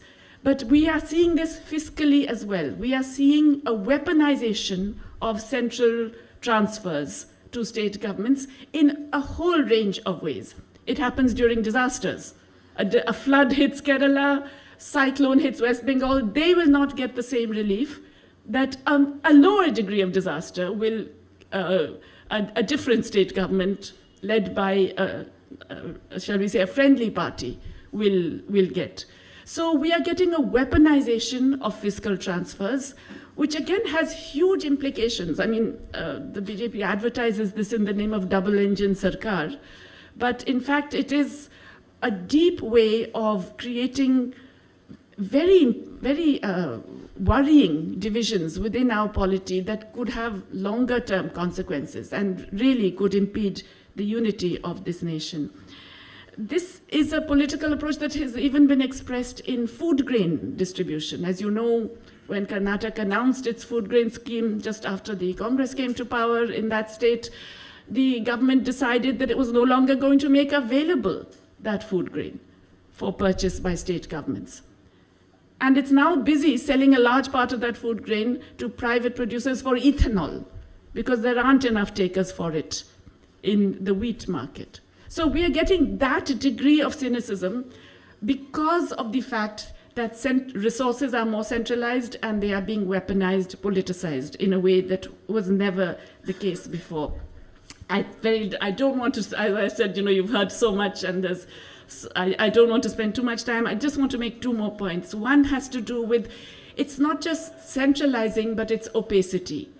It is that more and more of the central government's actions are shrouded in not just secrecy, not just that they're unexpected, that there's shock and awe and so on, but that they are actually completely unknown to any of the citizens. I have been teaching in a university abroad recently, and when I mention something like electoral bonds, nobody actually believes me. They say, no, this can't happen. It's impossible. How can you have a system like that where nobody actually knows except the government in power which controls the banks that get these? How can that be? It cannot be. So we have electoral bonds. We had this extraordinary thing during the pandemic, PM Cares. We've let it go because every day some new thing happens, and so we get used to this. Again, when I tried to explain PM Cares to people outside, they said, what? You set it up as something that was, we have a Prime Minister's Relief Fund, which is subject to public audit and, everybody knows the accounts and so on. That was sidelined, and PM Cares is set up ostensibly as an official thing where public servants were all giving one day's salary, where everybody was more or less press-ganged, coerced into donating for this fund. And yet it turns out it's a private fund. And nobody can find out how it's being spent. We're not allowed to know how it's being spent. Again, that this can happen at all, and that you would see PM Cares ads on ministry websites, I think until very recently they were still available, is something which you cannot imagine in any other democratic nation. So when we keep saying we're the largest democracy and so on, we still are, thank God. But it's, it's fraying a lot, and it's fraying in many ways. It's fraying because also the simple barrage of things that are going wrong at different levels is so large that we kind of give up in terms of where to keep fighting. There are things going on as we speak in Parliament. I don't know what has been the fate of that terrible data bill. It's passed? Oh, it hasn't. Okay, there's a shred of hope that it hasn't yet passed. And similar things, but there is this onslaught, in fact, of every possible democratic institution. And of course, along with that opacity comes the broader opacity, which has already been mentioned, about data. We had one of the best statistical systems in the world. And as an Indian, I was really proud that India was actually giving lessons to a whole range of other countries. How do you actually collect data for an informal economy in which there is agriculture, there's seasonality, and all of these things? We had such a wonderful statistical system. It had its limitations, but nonetheless, it was very actually something to be proud of. And it's disappeared. We have actually managed to kill it in these 9 years. So whether it is poverty data, we have no idea about poverty because we have not done a consumer expenditure survey. We did one in 2017-18. They didn't like it because the leaked document tells us that rural consumption had actually fallen and clearly rural poverty had gone up. So they junked it. And they said, no, the methodology was wrong, etc., etc. They refused to release it, even though everything had been approved. The printed copies were all there. Okay, they all had to be shredded. And since then, they haven't had a consumer expenditure survey. Can you imagine? Our last data for consumption expenditure for any assessment of poverty is 2011-12. More than a decade ago. We have absolutely no idea about what has happened. We are the only country in the world that hasn't had a census yet after the pandemic. And imagine a country where you are trying to govern and you don't even know how many people there are, or where they are, or what they do, or how many men or women or whatever, and how old they are. You have no idea. You are guessing, you're stabbing in the dark for the most basic information of governing. And this is, by the way, just as bad for state governments because they will not know either. In other words, state governments have to deal with the consequences of this complete inadequacy of data. a few data was still being allowed to be collected. The National Health Family Health Survey, they didn't like the latest one because it's shown that, you know, open defecation still exists. I don't know how they thought they could hide this fact when it's kind of evident. When you walk around, you know that it still exists. But they didn't like that. They didn't like the fact that it didn't show much improvement in child nutrition and so on and so forth. So they have gone after the poor gentleman who was in charge of these surveys. We are still getting labor force surveys. They are not good news for the government, so I'm waiting to see what happens to those and whether we will continue to get those. But we are basically seeing a massive attack on all of the essential institutions that you need to just be a country, to just have governments and just to have even parties or people or academics, anyone know what they're talking about, because we do not have access to that data because it's being systematically destroyed or simply not collected. And then all kinds of ridiculous indexes are put together, like the Niti Aayog's latest multidimensional poverty index, which is so embarrassing that one I didn't even dare to tell my colleagues abroad, because it's so laughable, this measure of multidimensional poverty that has been used. So all of these things really mean that if we have to save India, we really need India. And so, you know, I wish I knew how to get there. I'm hoping that all of you sitting in the front row here have a better idea, because we really honestly do need all of you. So thank you very much. Thank you for that insightful speech, ma'am, similar to your frontline articles. And you talked about PM cares, but we have a don't care PM here who has to be ousted by 2024. Thank you. We are concluding the first session and moving on to this.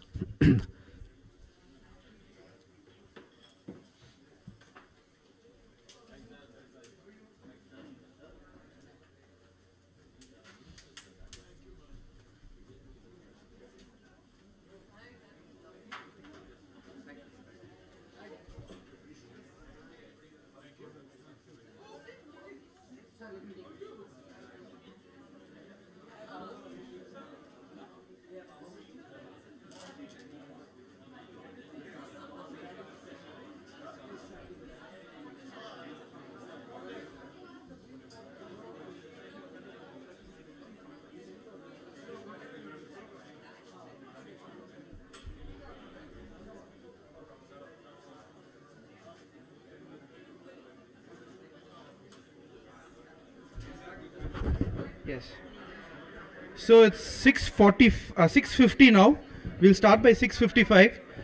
We got delayed by about 35 minutes. So we'll try to wrap up by 8:20, 8:30.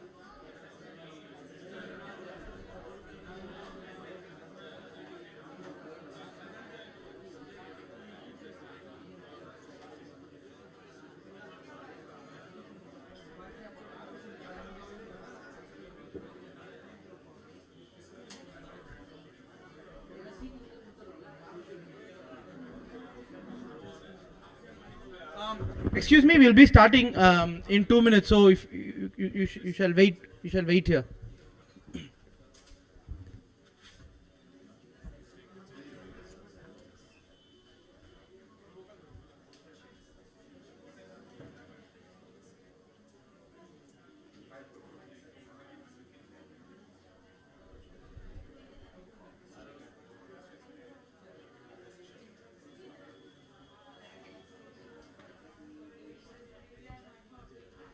We had an excellent session 1, and unfortunately it got extended by about 30-35 minutes. And I would like to thank them for their time and for coming and making an impression. As I spoke on earlier on session 1, 2024 election is not like any other election. It's an election. It does not matter who comes to power, but it's very important who does not come to power. Since 2014, democracy in this country is in danger, thanks to the Modi government, who believes in oneness of everything and where the pluralistic ethos of this country has been destroyed. And with this, I welcome all the honorable MPs present here, and I would like to invite P. Wilson sir to come to the dais.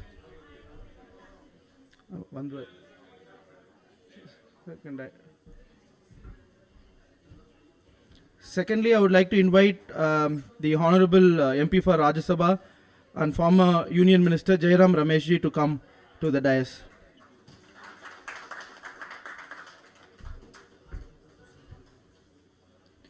And I would like to now invite Member of Parliament Rajya Sabha Shiv Sena UBT Priyanka Chaturvedi to come onto the dais.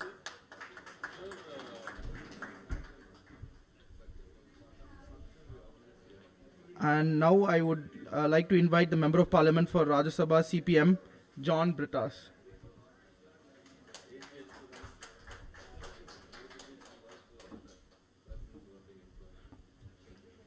And now I would like to invite dear Professor Manoja, Member of Parliament Rajya Sabha RJD.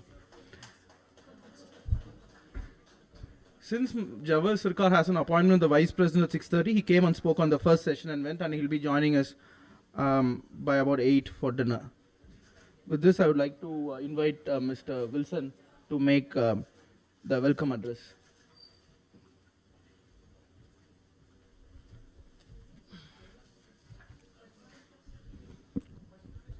I am asked to give a keynote address.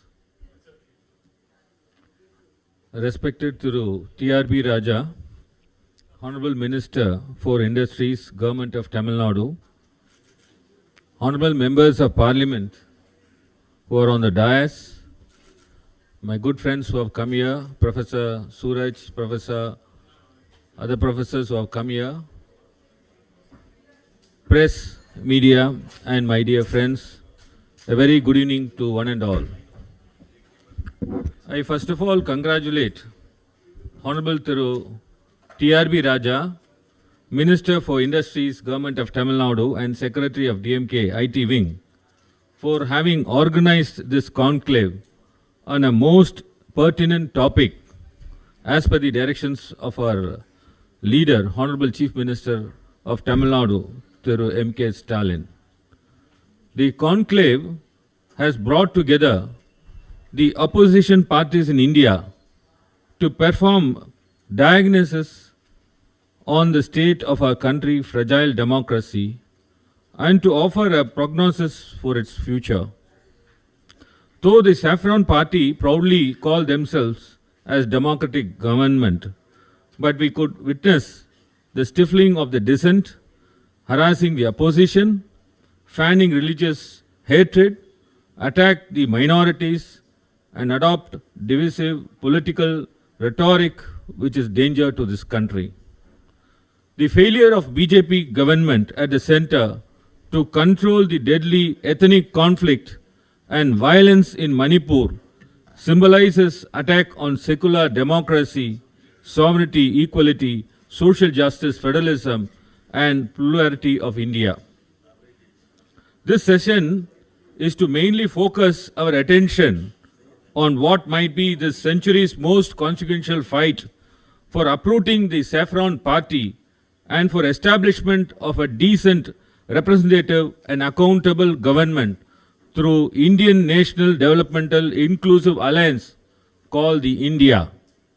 Friends, democracy is mankind's best option to form a government. When we speak of origins of democracy, we think of ancient Greeks and writings of Plato. However, there are so many outstanding examples of democratic traditions closer to home. In my home state of Tamil Nadu, there is the ancient city called Uttaramerur, about 90 kilometers from Chennai, where archaeologists found stone inscription depicting a vibrant democratic system of governance. The inscription from around 920 AD in the reign of Pratanka Chola describe a written constitution of the village assembly that functioned 1000 years ago. The village was divided into wards. There was qualification and disqualification prescribed for candidates standing for elections. The mode of election, the constitution of committees with elected members, the function of those committees, the power to remove the wrongdoer, etc. were all codified 1000 years ago. The villagers even had the right to recall the elected representatives if they failed in their duty.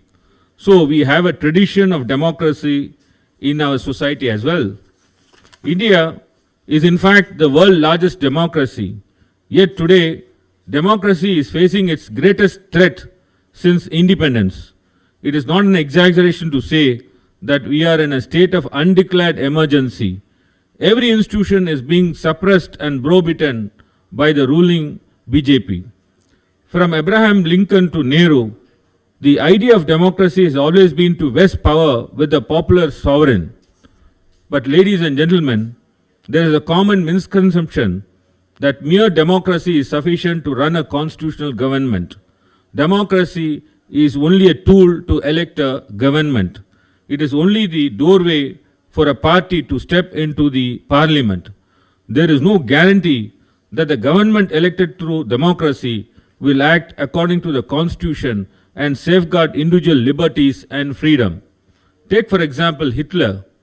In 1933, Adolf Hitler was elected by a democratic process. So in that sense, his government was a democratic government, yet he proceeded to commit the worst human rights violations. The lessons from Hitler's rise to power and systemic suppression of institutions of democracy are important for us today, and we must recall it. It began with the old god of the party bringing into the fore a polarizing individual. The old god believed they can control this individual but are soon sidelined. The followers of this individual glorify the single individual as a savior of the country. The portrayal is that apart from the individual, nobody else cares about the country, and thus this individual cannot be questioned even by the members of his own party. This individual will question the legitimacy of great leaders who came before him and paint them as traitors in order to erase their legacy. This individual will also claim that he has no family and thus his decisions are not for personal gain. This individual will command the unfailing loyalty of the corporates because of the benefits he showers on them.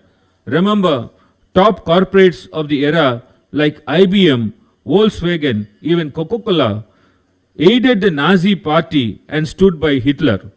The individual will exert the full force of the government to ensure that the press toes the party line. Press and media who refuse will be hounded by investigative agencies and made to close or sell their business. In 1930s, the Associated Press, one of the largest news agencies today, fired all the Jewish staff to conform to Nazi standards. Then comes the use of police power to browbeat civil society into submissions. One of the main opponents to the right wing are the trade unions. Suppression of labor and trade unions, environmental activists, and any association of persons who oppose the policies of the supreme individual is key. These persons are branded as anti-nationals and enemies of the state. Legislations are enacted to give a particular police agency unlimited power to harass political opponents and non-compliant individuals. This special agency has unlimited powers of search and arrest and can enter anywhere including government offices. The head of the special agency is a policeman handpicked by the supreme individual and is unquestionably loyal. Any judge who questions the ruling party is either removed or transferred or falsely implicated as corrupt. So far, I have described only how Hitler used democracy to ascend to power, then proceeded to destroy Germany's democratic institution under the Weimar Constitution. If the mind of the audience drew any parallels with the ruling party at the center in India, it is because the similarities are striking and they alone are responsible for the same. What the BJP has done successfully for the last 10 years is create a false narrative of protecting the Hindus and being the savior of the nation. They think that was the key to their electoral success. Hitler had a theory called the big lie. His big lie was the Jews, Marxists and Democrats. He claimed they were weakening Germany. Hitler claimed that once you give a majority a big lie, such as that Hindus are under threat in India, they don't question you for the 100 similar lies. So you can fake a degree, make 100 promises that are false, call someone corrupt one day, and the next day welcome him into the BJP, fail in securing the nation from terror attacks, fail in maintaining law and order, but these failures are not questioned because the masses are focused on the big lie. So how do political opponents counter this big lie? The first step is not to get sucked into the trap. The Hindu-Muslim debate is a false narrative and a distraction. The BJP is good at whipping up religious fervor to distract the citizens from real issues, namely food inflation, unemployment, poverty, lack of security for women, Chinese incursions on the northeast, failure to maintain security in Pulwama, failed foreign policy, the declining rupee, fuel inflation, declining standards of education and higher educational institutions. These should be our focus. Whether in TV debates or political stages, if the BJP talks about religion, we should ask them about these issues. Force the conversation back to these topics. The second important step is to recall and cherish our linguistic and cultural diversity. Right now, the BJP is attempting to destroy India's plurality and make one homogeneous society of our language, one religion, one leader, etc. We need to remind people of our roots and culture and cherish our diverse traditions. One of the fundamental reasons the BJP has not been able to polarize Tamilnadu is a strong Tamil Dravidian identity that rejects division, and because of a strong leader Thiru M.K.Stalin. The third is social justice. Communalism's biggest enemy is social justice. Discrimination and division are their weapons. We need to unite under the umbrella of social justice. When we can show the people that our intention is to fight for an egalitarian society, irrespective of caste and creed, people will follow. Even today, we have been asking for a caste census. The caste census that was taken in 2015, the union government is yet to reveal the caste census. What is the difficulty for you to reveal the caste census? We appeal to you that if you are not able to do the caste census by yourself, please give the power to the states. We will do it, and we know how to take care of our people. Friends, ask yourselves, the BJP talks of one language, one religion, one leader, etc. But have you ever heard them talk of one caste? Social justice will break the illusion they are attempting to create. That is why they are scared of the name Periyar, Anna-Kalaignar, and now Thiru, Mr. M.K.Stalin. The fourth is strengthening our democratic institutions. In 10 years, the BJP has reduced Parliament's majesty. The government is engaged in a wholesale dismantling of democratic institutions, norms and practices. Every day I and other MPs used to go to the Parliament, but we are denied. We used to give 267 notices, but no opportunity is given for us. So that is how the parliament is functioning. The PM does not answer questions in the house and does not even come to the house. So much was made of the inauguration of the new parliament building and the Sengol. But when Manipur was burning, the PM did not make a single statement inside the house. The Cholans who wielded the Sengol never shied from taking responsibility for their people. Should India democracy fail, it will affect not only the lives of 133 crore Indians, but also democracy movements around the world. Ladies and gentlemen, one more institution that needs to be protected at all costs are the educational institutions, schools and universities.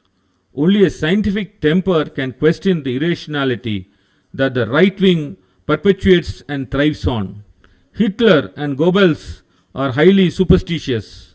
In fact, by one report, Hitler always ordered his forces to launch big attacks on Sundays. He regularly consulted oracles. He used his superstitious belief to distract people from facts. If people were aware of the facts, they would question his policies. If we think back to how many people were banging utensils in their balcony instead of questioning the government on COVID efforts, we can understand what a great hold superstition has on a person's mind. Today, the BJP government is attacking universities, replacing vice chancellors with yes men. The recent I.M. bill is an example of trying to control academic institutions. BJP appointed governors are imposing their irrational thought on universities and interfering with the academics and elected governments, as one in our Tamilnadu through R.N. Ravi. Even in schools, the BJP is polluting young minds with irrational thought like flying bulbuls. Saffronization of educational institutions have to be objected tooth and nail and countered vehemently. It is an assault on free thought and expression. Lastly, I wanted to conclude by offering the Dravidian model of policies and governance as a case study to be adopted in other states. When the focus is on social and economic justice, people will forget conflict. If a person is well educated, earns well, and is leading a happy life, he is not going to go to the streets to burn down houses of other communities. India's democratic credentials are being questioned at the international level as well. Democracy watchdog Freedom House, which since 1998 has labeled India as free in terms of political rights and civil liberties, downgraded into a partly free. The Sweden-based Varieties of Democracy V-Dem project now calls the country as electoral autocracy.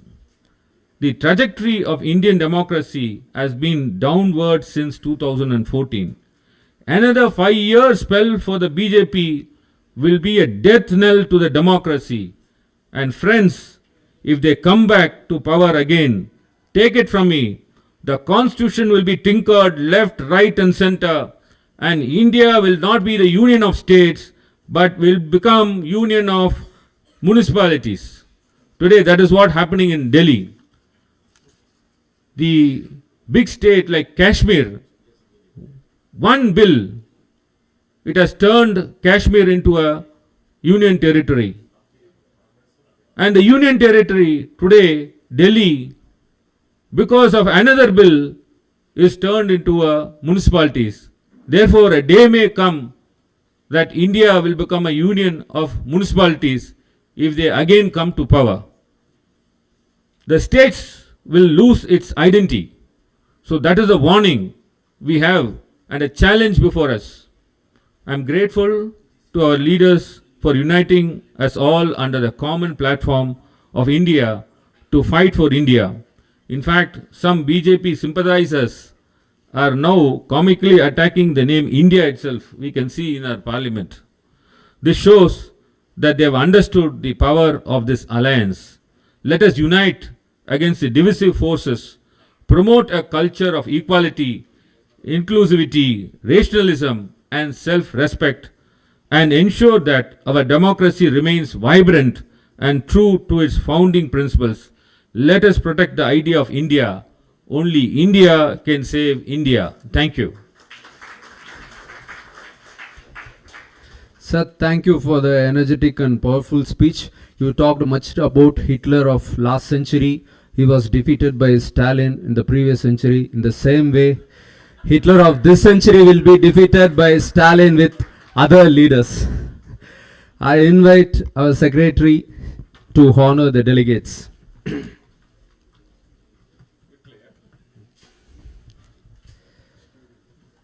I invite Isai to be on the stage.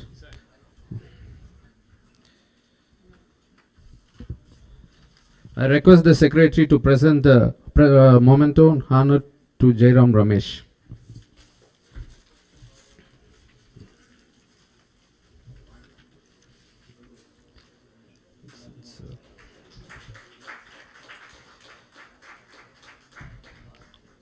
I request Dharanidharan to be on stage to honor Wilson sir.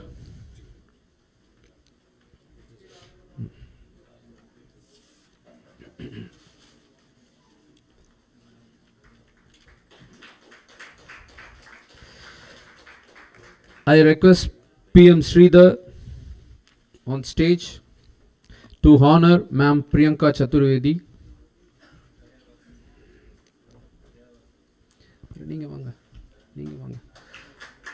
I request Anna-Kalaignar Lenin to honor Mr. John Brittas.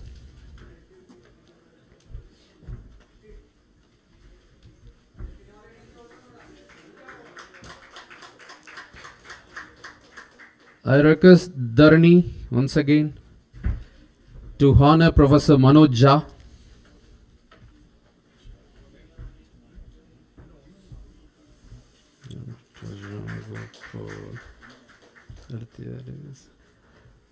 I request Lenin Anand once again to honor Mr. Sanjay Singh.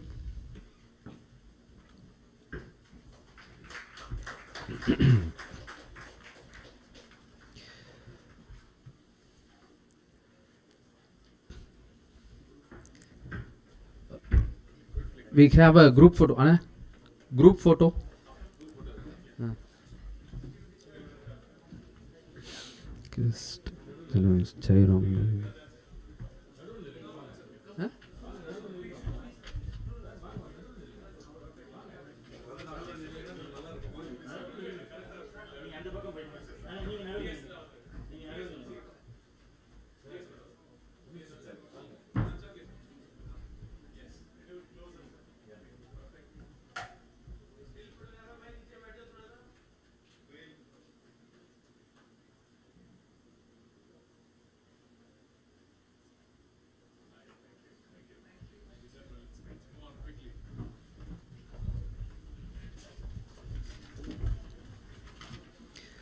I request Thiru Jairam Ramesh, General Secretary in charge of Communication, Indian National Congress, former Minister of Rural Development, Minister of Environment, to address.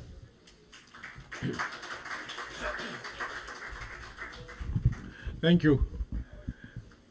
My fellow parliamentarians on the dais and not on the dais, ladies and gentlemen, I am ashamed to admit that this is my first visit to this beautiful building. I've just received a copy of a grand Tamil dream. For 7 years, I sat on a seat which was directly behind the seat occupied by this great Tamilian and Indian. And for the last 2 years, my seat is right next to the seat which was occupied by this great Indian and one of the greatest parliamentarians that India has seen. I don't know what Anna would have said with the bill that was passed yesterday. It was the first step towards linguistic imperialism that the Indian Parliament has taken. For the first time in Indian parliamentary history, with due apologies to my friend Sanjay Singh, the title of a bill has been changed to be only in Hindi without giving an official English equivalent. Anna fought for this in 63, 64 and 65 when he was a member of the Rajya Sabha. He would have been aghast that yesterday the Rajya Sabha passed a bill which renamed the Forest Conservation Act as the Van Sanrakshan Evam Samvardhan Adhiniyam.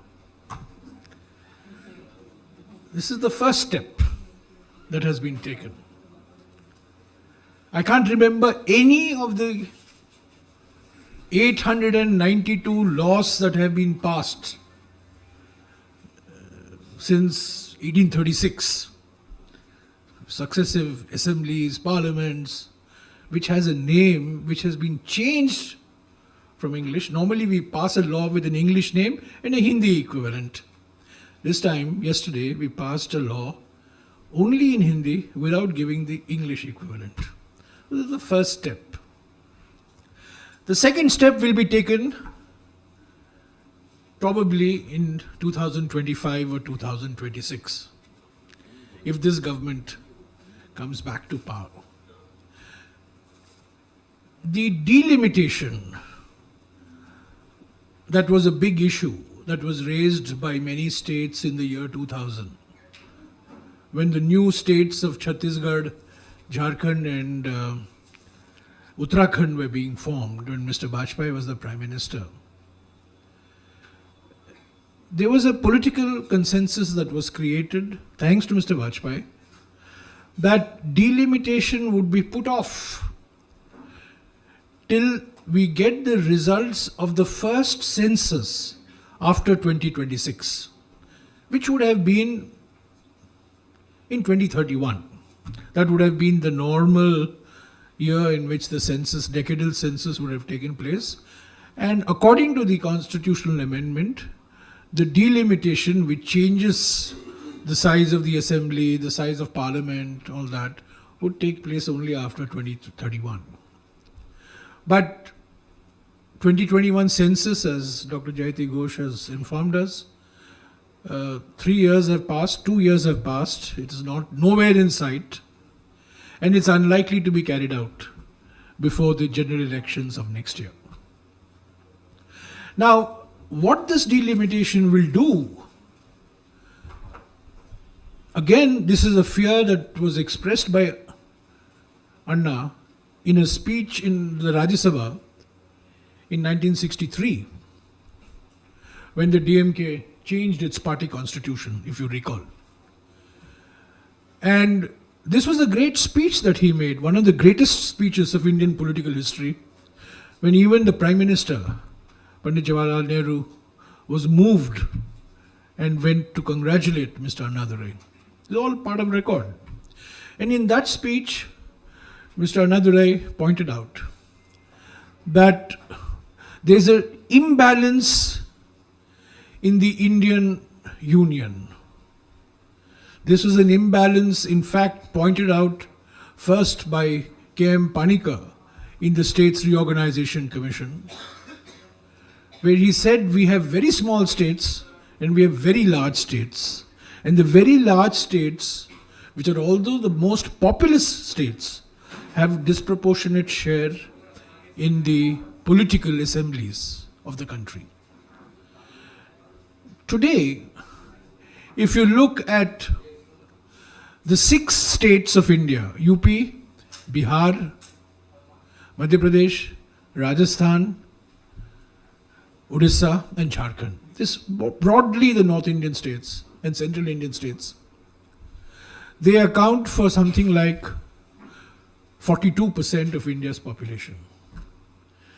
By the year 2030, they will account for almost 60% of India's population. And the fear that has been expressed by many chief ministers after Mr. Anna-Kalaignar that states will be penalized for being pioneers in population planning will actually see their political representation fall. Kerala was the first to reach total fertility level of 2.1 in 1988. Tamilnadu reached it in 1993. Andhra reached it in 2000. Karnataka reached it in 2002. And then subsequently other states followed. Now, with the relative share of population, you will see that the share in the Lok Sabha, in the Rajya Sabha, and of course I'm leaving the assemblies aside, but in the Indian Union, the Parliament of the Indian Union, you will see a complete change in the complexion. You will see South Indian states actually see their representation fall if you go purely by the population formula, which was the formula adopted in 1952. So we have a big challenge ahead of us that given the differential nature of performance in fertility reductions, the early bird states of South India will be at a tremendous disadvantage when delimitation takes place. I'm not talking of delimitation within a state. Already you have seen the dangerous moves that have been done for delimitation in a state like Assam. So this is a separate issue altogether, how you delimit constituencies within a state to disempower minorities, for example, to disempower weaker sections of society and reduce their leverage at election time. But this, I'm talking of a national level delimitation. And this is one, not just linguistic imperialism, you will find delimitation imperialism also, in a way, because you'll find the North Indian states increasing their representation at the cost of the states that have been successful in population planning. So this is a second issue that Anna-Kalaignar spoke about for the 5 years that he was a member of the Rajya Sabha, which I think has increased relevance even today. The third issue that, if you look at this book, I have read many of his speeches, and that's why I speak from memory. A third issue which is very relevant and which Anna flagged in his speeches in 62, 63, 64 particularly, was the fact that there is the symbols of democracy and there is the spirit of democracy. In fact, I think in one of his speeches, he uses this phrase that we must not just be worried about protecting the symbols of democracy, but we must be more bothered about protecting the spirit of democracy. I have no doubt in my mind that the symbols of democracy will survive. We'll continue to have a toothless election commission. We'll continue to have a completely subordinate set of institutions. I'm sure we'll continue to have elections every 5 years. So the symbols of democracy, I have no doubt in my mind, because we are a country which loves to do Mangalarti of everything. We reduce everything to a ritual. And so we go through the ritual of having elections every 5 years. But what Anna had warned against, the spirit of democracy, and what my colleague Mr. Wilson has also pointed out, that the spirit of democracy is being snuffed out. And that's why 4 years ago, a former member of the Atal Bihari Vajpayee cabinet, a great fighter against emergency in 1975, Mr. Arun Shuri, described the current political situation in India as a state of undeclared emergency. That is because the spirit of democracy is being snuffed out day after day after day, while the rituals of democracy, the Sengol, the new parliament building, all these things will continue, elections will continue. So I think the warnings that Anna-Kalaignar spoke about, of course I'm not even talking about the issues of fiscal federalism, which Udhayanithi Ghosh has very eloquently pointed out, and which Anna pointed out, and which subsequently was taken up by the former Chief Justice of Tamilnadu, P.V. Rajmannar, when he became chairman of the Finance Commission. So these are all issues that were taken up at that point of time. The relative powers of states,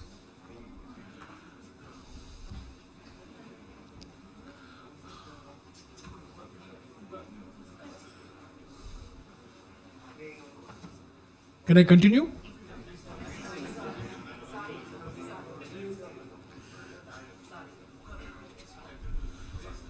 I'm sure my remarks will not be expunged today.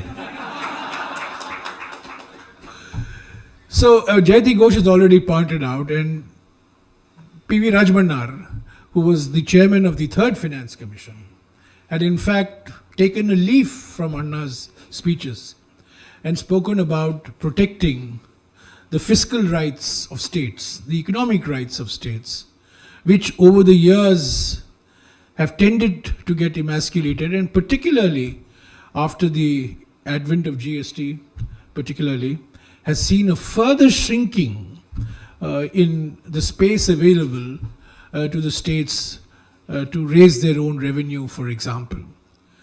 So I'm not even getting into the issue of federalism, fiscal federalism, the center-state relations in economic matters. With the abolition of the Planning Commission in 2015, the states lost their greatest champion in New Delhi. I worked in the Planning Commission. Dr. Ghosh's husband, a very distinguished economist, was also a member of the Planning Commission. And the Planning Commission used to be the only forum in which the rights of states would get discussed. And the states had a voice. And the states negotiated with the center in a spirit of equality. That environment has changed in the post-2015 era. And today, when the finance minister releases what is a constitutional share of rights in taxes, it becomes a big media event. It becomes a press release. It becomes a whole issue of debate that the central government has released 10,000 crores of GST dues. It's a legitimate constitutional obligation of the central government, but that becomes a matter as if the central government is doing a favor to the states. So I don't wish to take too much of your time. I just want to say that I associate myself with what Mr. Wilson has said. And we are really at a crucial turning point. And I think the first meeting on the 23rd of June in Patna, followed by the meeting on the 18th of July in Bangalore, Bengaluru, which brought together 26 political parties to form the I.N.D.I.A group, the Indian National Developmental Inclusive Alliance group. Somebody just sent me a message yesterday that, we should also say India is for Bharat. And Bharat should stand for bring harmony, amity, reconciliation and trust. It's almost like M.K.Naidu. So India, the India is a unique experiment. Remember that the UPA was formed after the elections. This is an alliance that is being formed before the election. So there's a big difference, a big conceptual difference. In fact, even the United Front was formed after the elections. So this is almost for the first time really that such a broad-ranging alliance has been put together. 2 meetings have been held. I think the third meeting is being held in Mumbai on the 30th of this month, the 30th and the 1st of September. And I think we are moving towards a situation where there is a lot of give and take. These are parties which are fighting in different states, but which have come together on a common platform to meet the national challenge. And I think that's a very important step forward. The greatest impact of India has been that Mr. Modi has been forced to breathe new life into that ghost called the N.D.A. And today the N.D.A. is visible. Today there was an N.D.A. breakfast, a South Indian breakfast for N.D.A. MPs. Tomorrow there will be some North Indian breakfast or lunch. So N.D.A. is now becoming the flavor of the day. And that's the great contribution of India. But I think we are headed in the right direction. We have to work together. We have to come together on a common platform, put together a common agenda. And I'm sure the people will respond because there is today a yearning for change. People are fed up with the politics of polarization. People are fed up with the politics of showmanship without any great substance.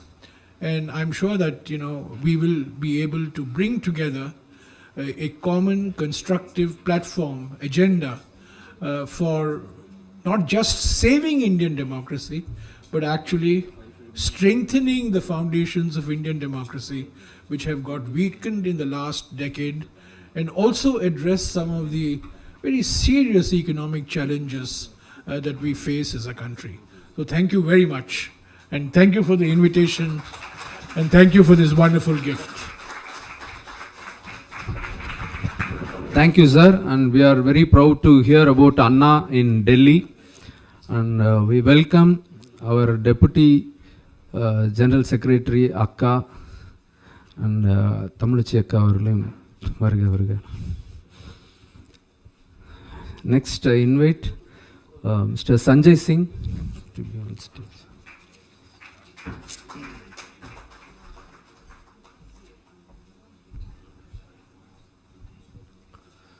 सम्मानित मंच और उपस्थित साथियों, अभी जब मैं इस programme में आ रहा था तो मैंने देखा कि दिल्ली का जो बिल है वो गृह मंत्री जी पास कर रहे थे।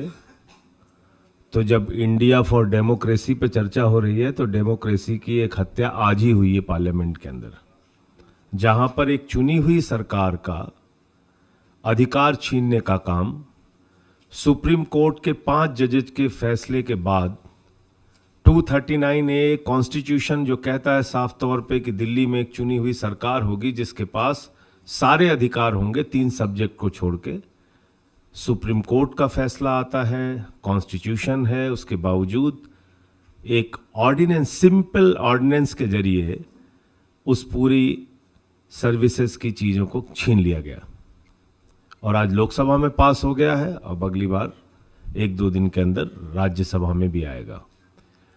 मोदी जी जब सत्ता में आए तो एक घटना हुई थी, पहली बार हिंदुस्तान की आज़ादी के बाद भारत के सुप्रीम कोर्ट के 4 जजेस ने सामने आके कहा था कि डेमोक्रेसी इज इन डेंजर, और उसमें सबसे ज़्यादा जोर से बोलने वाले जो थे वो थे हमारे रंजन गोगोई साहब, और वही रंजन गोगोई साहब चले गए बीजेपी में। तब मुझे लगा कि वास्तव में उन्होंने कहा था डेमोक्रेसी इज इन डेंजर, अपने लिए ही कहा था, अपने लिए ही कहा था उन्होंने। और फिर देश भर में क्या हो रहा है आपके सामने कुछ छुपा नहीं है, बीजेपी रूल्ड स्टेट में क्या हो रहा है आपके सामने कुछ छुपा नहीं है। नफरत की बुनियाद पर हिंदुस्तान को बनाने की कोशिश की जा रही है, हर जगह नफरत के बीज बो, हर जगह लोगों को बांटो, जाति के आधार पे, धर्म के आधार पे हिंसा कराओ, चाहे मणिपुर हो या मेवात हो। इनका मकसद है समाज में जितनी हिंसा होगी, जितना वायलेंस होगा, जितना लोग बट के रहेंगे, उतना इनको वोट की राजनीति में फायदा होगा।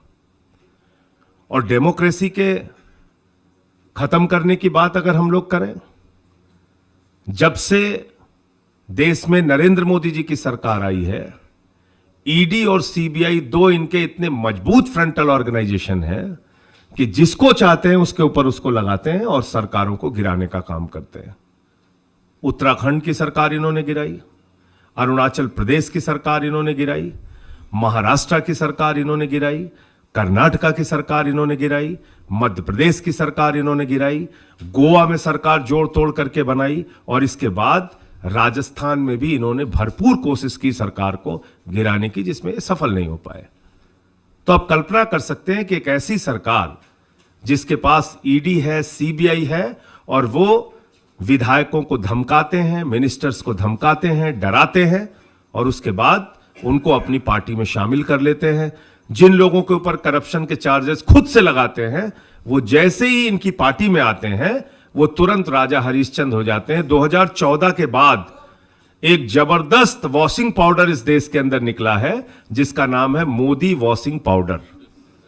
मोदी वॉशिंग पाउडर, उससे चाहे जितना भी आप हत्या किए हों, लूट किए हों, भ्रष्टाचार किए हों, कितने भी करप्शन चार्जेस आपके ऊपर हों, सारा का सारा दाग आपका, वो गारंटी है उसकी कि वो धुल देगा मोदी वॉशिंग पाउडर। एक मेरे ख्याल से व्हील वॉशिंग पाउडर था जिसमें उसका टैगलाइन था कि सारे दाग चुटकियों में धुले, तो मोदी जी का वॉशिंग पाउडर है, सारे दाग चुटकियों में धुले। और आप देखिए तमिलनाडु में क्या कर रहे हैं, मिनिस्टर्स को पकड़ के सचिवालय से लेके जा रहे हैं। क्या कर रहे हैं, राज्यपाल विधानसभा से उठ के चला जा रहा है। पंजाब में एक फुल स्टेट है, दिल्ली तो छोड़ दीजिए, मान लीजिए पंजाब तो फुल स्टेट है। पंजाब में वहां के गवर्नर ने कहा कि असेंबली ने जो बिल पास किया है मैं उसका विश्लेषण करूंगा, समीक्षा करूंगा कि यह सही है कि गलत है। फर्स्ट टाइम हो रहा है हिस्ट्री में। तो इस देश में तो अब कुछ चाहिए ही नहीं, कुछ राज्यपाल हो जाए और देश के प्रधानमंत्री हो जाए, पूरा देश चलाए अपने आप में। और दो लोग ही हैं, एक मोदी जी हैं, दूसरे अमित शाह हैं। दुनिया भर के सबकी जांचें करानी है, सबके पीछे जासूसी छोड़। मैंने तो कहा कि एक फिल्म का गाना था, दो जासूस करें महसूस की दुनिया बड़ी खराब है। तो ये सबकी जासूसी करना है इनकी। पेगासस का भी मामला इनकी सरकार के समय में आया। जातीय जनगणना का सवाल उठता है तो ये पीछे भाग जाते हैं। जातीय जनगणना क्यों जरूरी है, जिसका जिक्र अभी विल्सन साहब कह रहे थे। यूनिवर्सिटीज के अंदर रिजर्वेशन को किस तरीके से मारा जा रहा है और जो पॉलिसीज गवर्नमेंट बनाती है उसका कितना अधिकार किसको मिल रहा है, कैसे पता चलेगा। अगर आजादी के 75 साल के बाद भी हम लोग देखते हैं कि मध्य प्रदेश में एक आदिवासी के सर पे पेशाब किया जा रहा है, अगर हम आप देखते हैं कि आजादी के 75 साल के बाद भी बुलंदशहर में एक सीआरपीएफ के जवान को घोड़ी पे बैठ के शादी नहीं करने दिया जाता, अगर हम आजादी के 75 साल के बाद देखते हैं कि एक दलित बच्चा अगर वो गेंद छू लेता है तो उसका अंगूठा गुजरात में काट दिया जाता है, अगर ये जाति के नाम पर भेदभाव हो रहा है तो निश्चित रूप से हम लोगों को जातीय जनगणना की भी जरूरत है। और जो इस देश में ओबीसी का, एससी का, एसटी का अधिकार है उसकी लड़ाई निरंतर जारी रखना भी जरूरी है। मैं ज़्यादा लंबी बात नहीं करूंगा, आपने मुझे यहाँ बुलाया, इतना सम्मान दिया और डेमोक्रेसी को बचाने की इस लड़ाई में मणिपुर की हिंसा के खिलाफ एक छोटी सी मांग हम लोग कर रहे हैं कि प्राइम मिनिस्टर साहब आप कहाँ छिपे हैं, चौकीदार का इंतजार पूरा देश कर रहा है, आइए सदन में, बोलिए, कम से कम जवाब दीजिए। और इतने ही गुनाह में मुझे पूरे सत्र के लिए सस्पेंड करके बाहर कर दिया है, तो मैं पार्लियामेंट के बाहर बैठ के लड़ाई लड़ रहा हूँ। हमारे साथी सांसद जो है वो समय समय पे हमारा साथ भी देते हैं। आप सब, हम सब मिलकर, और ये इंडिया गठबंधन जो है, इंडिया फॉर डेमोक्रेसी का जो हमारा संकल्प है, इसको हम लोग 2024 में पूरा करेंगे। और इतने घबराए हुए हैं इंडिया से कि इंडिया बनने के बाद उसकी तुलना इंडियन मुजाहिदीन से कर रहे हैं, सिमी से कर रहे हैं, कुछ भी बोले जा रहे हैं। ये इनकी घबराहट का नतीजा है। मैंने तो कहा कि इंडिया की जिस दिन मीटिंग हो रही थी उस दिन मोदी जी ने 38 दलों को बुला लिया, 38 पॉलिटिकल पार्टीज। उसमें से 26 ऐसे थे जिनके पास कोई एमपी ही नहीं है। तो मैंने पूछा कौन से दल थे, बोले हम, तुम, क्यों, कहां, कैसे, लेकिन, वेकिन, मेकिन, कामा, फुल स्टॉप, सबको बुला लिया। तो इंडिया के खिलाफ एनडीए कहीं टिकेगा नहीं और हम लोग 24 में परिवर्तन करेंगे। बहुत बहुत धन्यवाद। Thank you for that speech, sir. I got to understand about the washing powder, right? We invite Ma'am Priyanka Chaturvedi, Deputy Leader of Shiv Sena from Maharashtra, to address.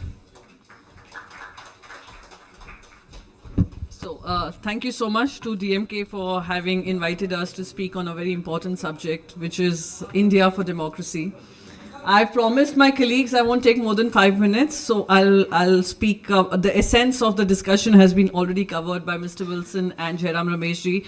But when he spoke about essence of democracy, there's one very important quote, which is absolutely apt for what we're discussing today.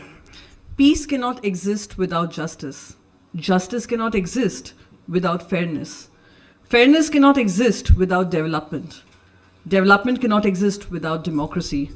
Democracy cannot exist without respect for the identity and the worth of cultures and its peoples. And I think that covers the essence of what democracy stands for, and that is why there are 26 political parties who've come together to save that very essence of democracy. And let me also tell you, because our Prime Minister is so rattled, our Home Minister is so rattled, ever since the India Alliance has come along, that they have been making many comments. Even today, Amit Shah ji was making many comments on the alliance coming together. Do not underestimate this alliance. This alliance has about 24% MPs in the parliament. When the first meeting happened in Patna, 24% Lok Sabha MPs are from this alliance. Without going wrong with my facts, I must say 25%. 38% Rajya Sabha MPs, 42% MLAs in various state assemblies, and 11 governments in states. And who do they have? Like Mr. Sanjay Singh ji said, the N.D.A alliance is an alliance of 24 such parties, minus the BJP, 24 parties which have 0 MPs in the Lok Sabha, 0 in the Rajya Sabha. 7 of them have 1 MP, and 2 of them have 2 MPs. So that's the alliance that we're talking. So there is India, there is N.D.A. And I speak from a party which was a longest standing alliance. It started in Maharashtra, this alliance started in Maharashtra, and it was part of the BJP alliance for 25 years. We saw BJP grow from 0 MPs to as many MPs as you see in the state of Maharashtra. That has come at the expense of its own alliance. And a party which cannot allow its own alliance to grow, which cannot coexist with its own alliance partner, is a party which is heading towards autocracy, which does not believe in coexistence, it believes in absolute control. And we have learnt our lessons. And that is why from N.D.A, we switched to India, which has the 2 essential I's, which is India spirit, India spirit of inclusiveness. And anything that goes against it goes against the very spirit of what we stand for.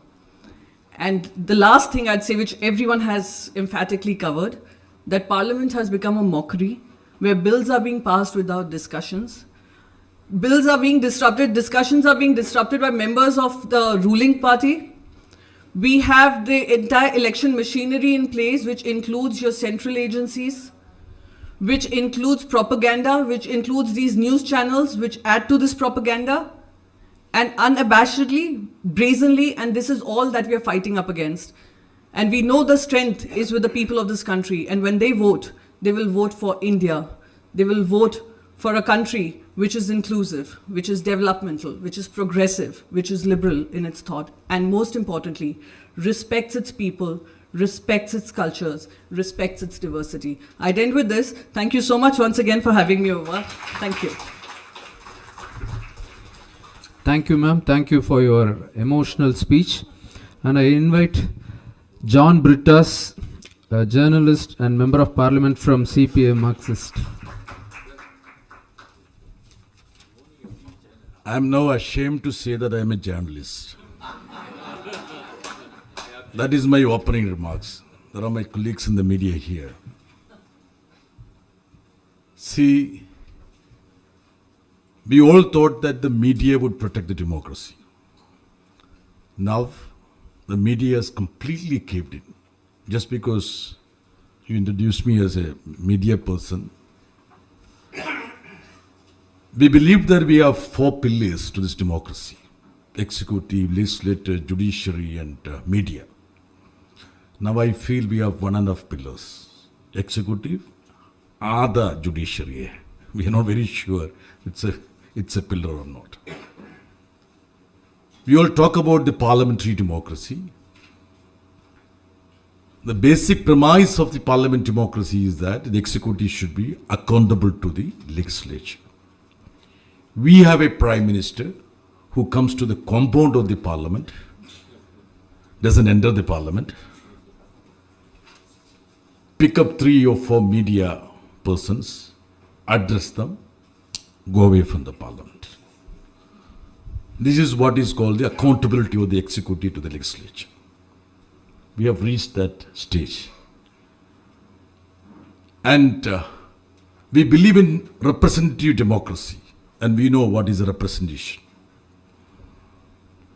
20 crore people do not have a representation in this government.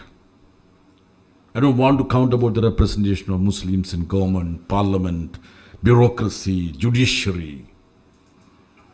And there is another myth that we have federalism. And we know what is the plight of federalism. Enlightened people have spoken about the delimitation that is like a Damocles wall that is hanging on us. The South India, with 18% population contributing 8% of the GDP. Now it is almost like a colony for the North India. Please, bear with me. I was a little afraid when Jairamji spoke about North India, 6 states. Then I confided with Manoj. Then he said, oh, more or less, I also agree with you. I don't want population to be the only criteria on which delimitation. So when we are keeping company with Manoj, he also has changed a lot. I feel so okay. So you know what is the myth of federalism? And the scientific timber. I'm completely ashamed to step into the... Sir.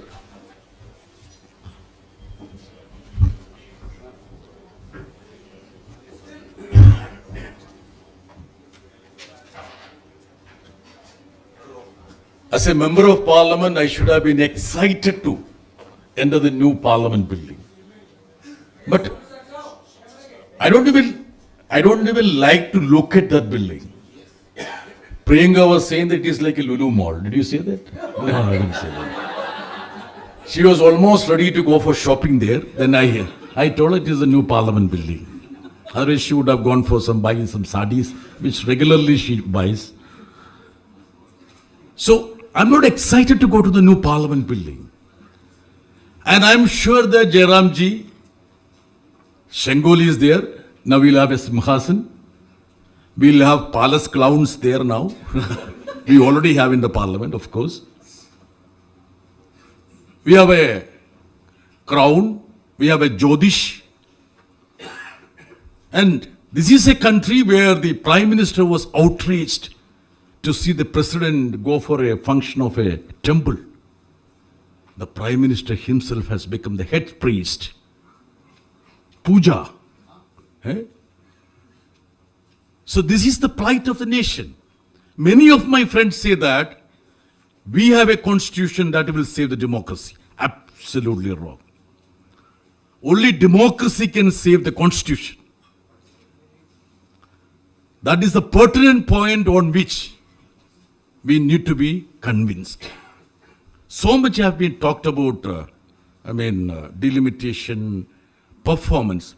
I am coming from a state, that is Kerala, bearing the brand of performing. We thought the myth is that perform and excel. Jairamji, you taught us as a minister, Kerala people should perform, control the population. Now what has happened now? Now you are just shying away from the reality. Whenever he sees me in the lobby, he just vanishes. Perform and perish. That is a reality. The resources to Kerala has come down drastically. Drastically. See the 15th, the Finance Commission. Dr. Jayadi Ghosh is there. I'm sure that she would be aware of that. So this is the plight of the country. Every time people from Delhi will come to Kerala and give sermons about investment friendly. Look at Gurgaon, Gurugram. 72% of the revenue of Haryana is being contributed by Gurugram. What Gurugram? I don't know.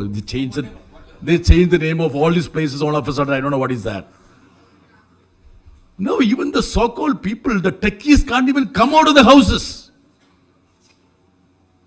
Nobody values the social capital. We South India, Tamilnadu, Kerala, we produce so much of social capital. Is there a system in this country to evaluate the value of the social capital? No. So I feel that I don't want to take much of time. I promised Manojji that I would wind up in 5 minutes. I'm glad that there is a exchange of ideas that is happening here. I congratulate the DMK IT Wing. And there are many more enlightened souls here. I mean, those people who are sitting in the audience should be much more eligible than me to address the audience. Kanimodiji, I acknowledge that. Let me just say that 224 is a deciding year. Do you want this country to be a democratic country? We have to decide. Thank you very much. Thank you, sir. Thank you. We welcome our party treasurer, Ayya Avargal, and other honorable MPs. And next, I request Honorable Manoj Kumar Jha from land of our favorite Laluji to address. Thank you. Thank you so much.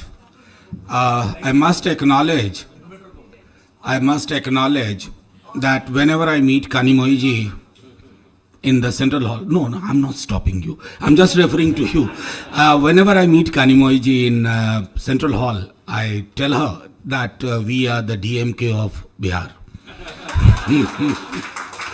But we also know that we have to do much more than what we have done so far.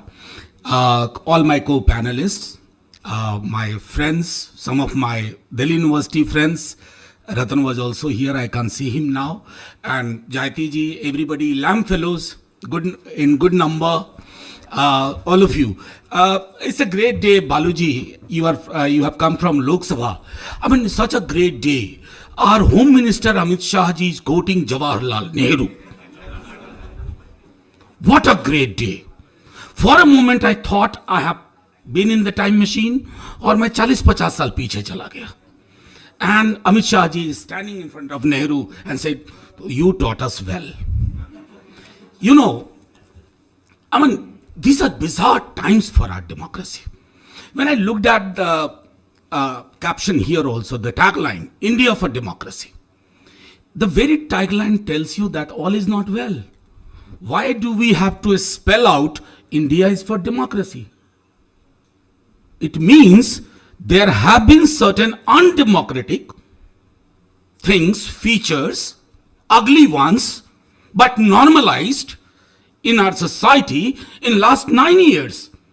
And everything has been done democratically. If you look at democracy purely as numbers, which my senior colleague Jairam ji, I come from Bihar, a state like Uttar Pradesh has not achieved the ideal family planning target. But I, for one, shall never agree, as stated beautifully by my friend John Britas in a lighter and a heavier note, that population should be the only criteria. That shall be the day Indian federalism shall crumble. It cannot hold that weight. So these are the things which we must keep in mind. Lot many things have to be kept in mind. मैं भी उतना ही रखूंगा जो ये मत समझना कि मैंने कागज तैयार किया है. You know, if you have to look at the health of democracy, or any one of us have to look at the institutions which were meant to be taking care of the overall health of the democracy. Judiciary, as Britas rightly said, I don't wish to say anything apart from that. Executive. I mean, now look at the situation without giving you just a bit of hint that there were constitutional position in my country which were supposed to be neutral. They have become cheerleaders. Now, television anchors performing the role of a spokesperson of BJP, we have normalized it. अब चलो अब तो ऐसा हो ही गया है, क्या कर सकते हैं? But constitutional authorities narrating, going for what you call the chalisa for the PM. Now they don't require spokespersons at all. Even they don't even require ministers. In the, Shanmugamji, I am not saying anything what happened today. Overall, I'm saying what gives me a sense of hope, and I acknowledge it to all my friends from Tamil Nadu. Southern India has been a beacon of hope. You have not allowed polarization to have a say, except for one state which is also trying to make up now. I'm referring to Karnataka. You have been able to do it because you prepared a culture of social justice. Social justice cannot simply be a slogan. Social justice cannot be Zindabad social justice, Samajik Nyaya Zindabad. It has to be translated into everyday reality. The difference between what you say and what you do has to be minimized. This you have done. That is why I say, particularly in Tamil Nadu, the Dravidian model, I wish we had the similar model, or we could emulate that model. With your permission, sir, copyright. I think it should be a copy left model, not the copyright model. And just, Britas, don't look at me this way. Britas is the wonderful boy, and together with Priyanka, agar ye dono log hote hain, acha, I'm switching over in Hindi for just a moment. These two people are important, that when the parliament is disrupted, and it is disrupted very frequently, you can have lighter moments. And it must be put on record that me and Britas are hugely disliked by the one whom we thought should be liked by. That gentleman doesn't like both of us, And anyway, finally, I said,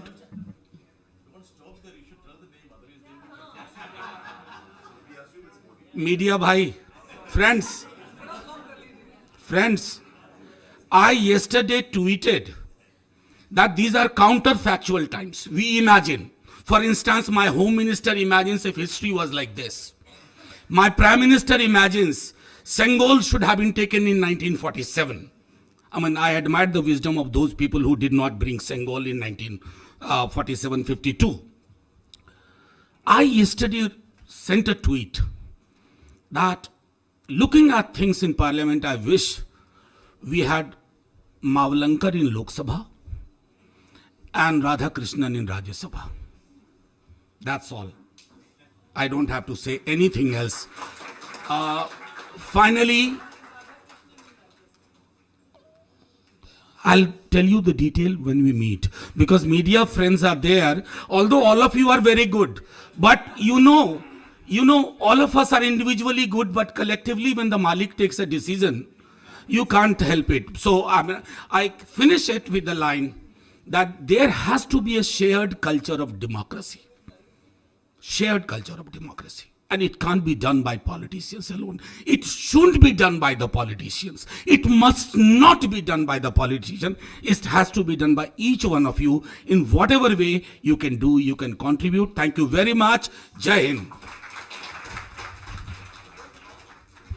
Thank you, sir. Your left and right punch was similar to Laluji.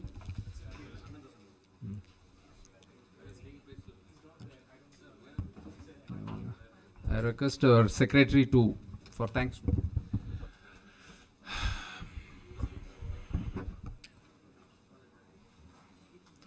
Well,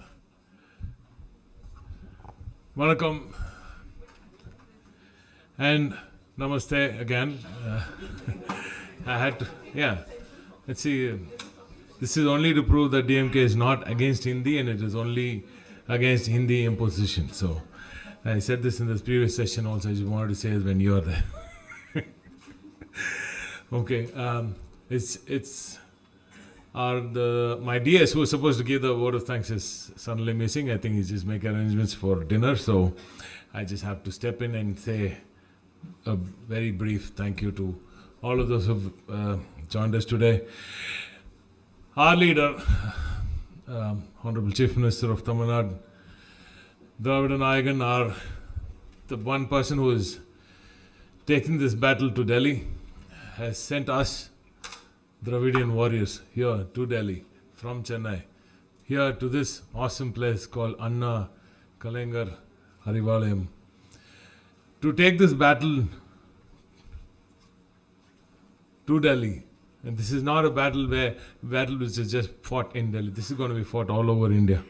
And every one of us wants to be a warrior fighting for democracy in India. We have India today as one union of states, thanks to brilliant people who brought this nation together. Our forefathers, our founding fathers who formed this nation, who built this nation out of blood, sweat, more of blood than anything else. And they formed this amazing democracy, which is probably the most biggest democracy, the most influential democracy in all of the world. This democracy needs to be saved at any cost. And today, all of us with one particular thought in mind, one particular goal in mind. 2024 might not be like all these awesome speakers here today said, 2024 is not the only aim. This aim is to rejuvenate, revive the idea of India that has been lost for the past 10 years. So I'm extremely happy, extremely honored to have the presence of amazing people who all made this day possible. I thank my Honorable Chief Minister, my leader, for making this possible, for giving us the idea to do this in Delhi, to take the fight to Delhi. And so we're bringing the fight to you here in Delhi. This is started here in Arivalayam. This is going to be fought in every street and every house of India. This is a fight to save democracy. Thanks to all the lovely people who've joined us here, all the eminent people on stage here, all the lovely MPs who've made this possible, and thanks to my beloved my members of the DMK IT Wing, who just appeared. Where do you go? Members of the DMK IT Wing who pulled this off today in very short notice. We were supposed to do this next week. We had to do this week because of the things that are going to happen next week. So thank you for all the time that you've spent here. Thanks a lot, ladies and gentlemen. Jai Hind, Jai Hind.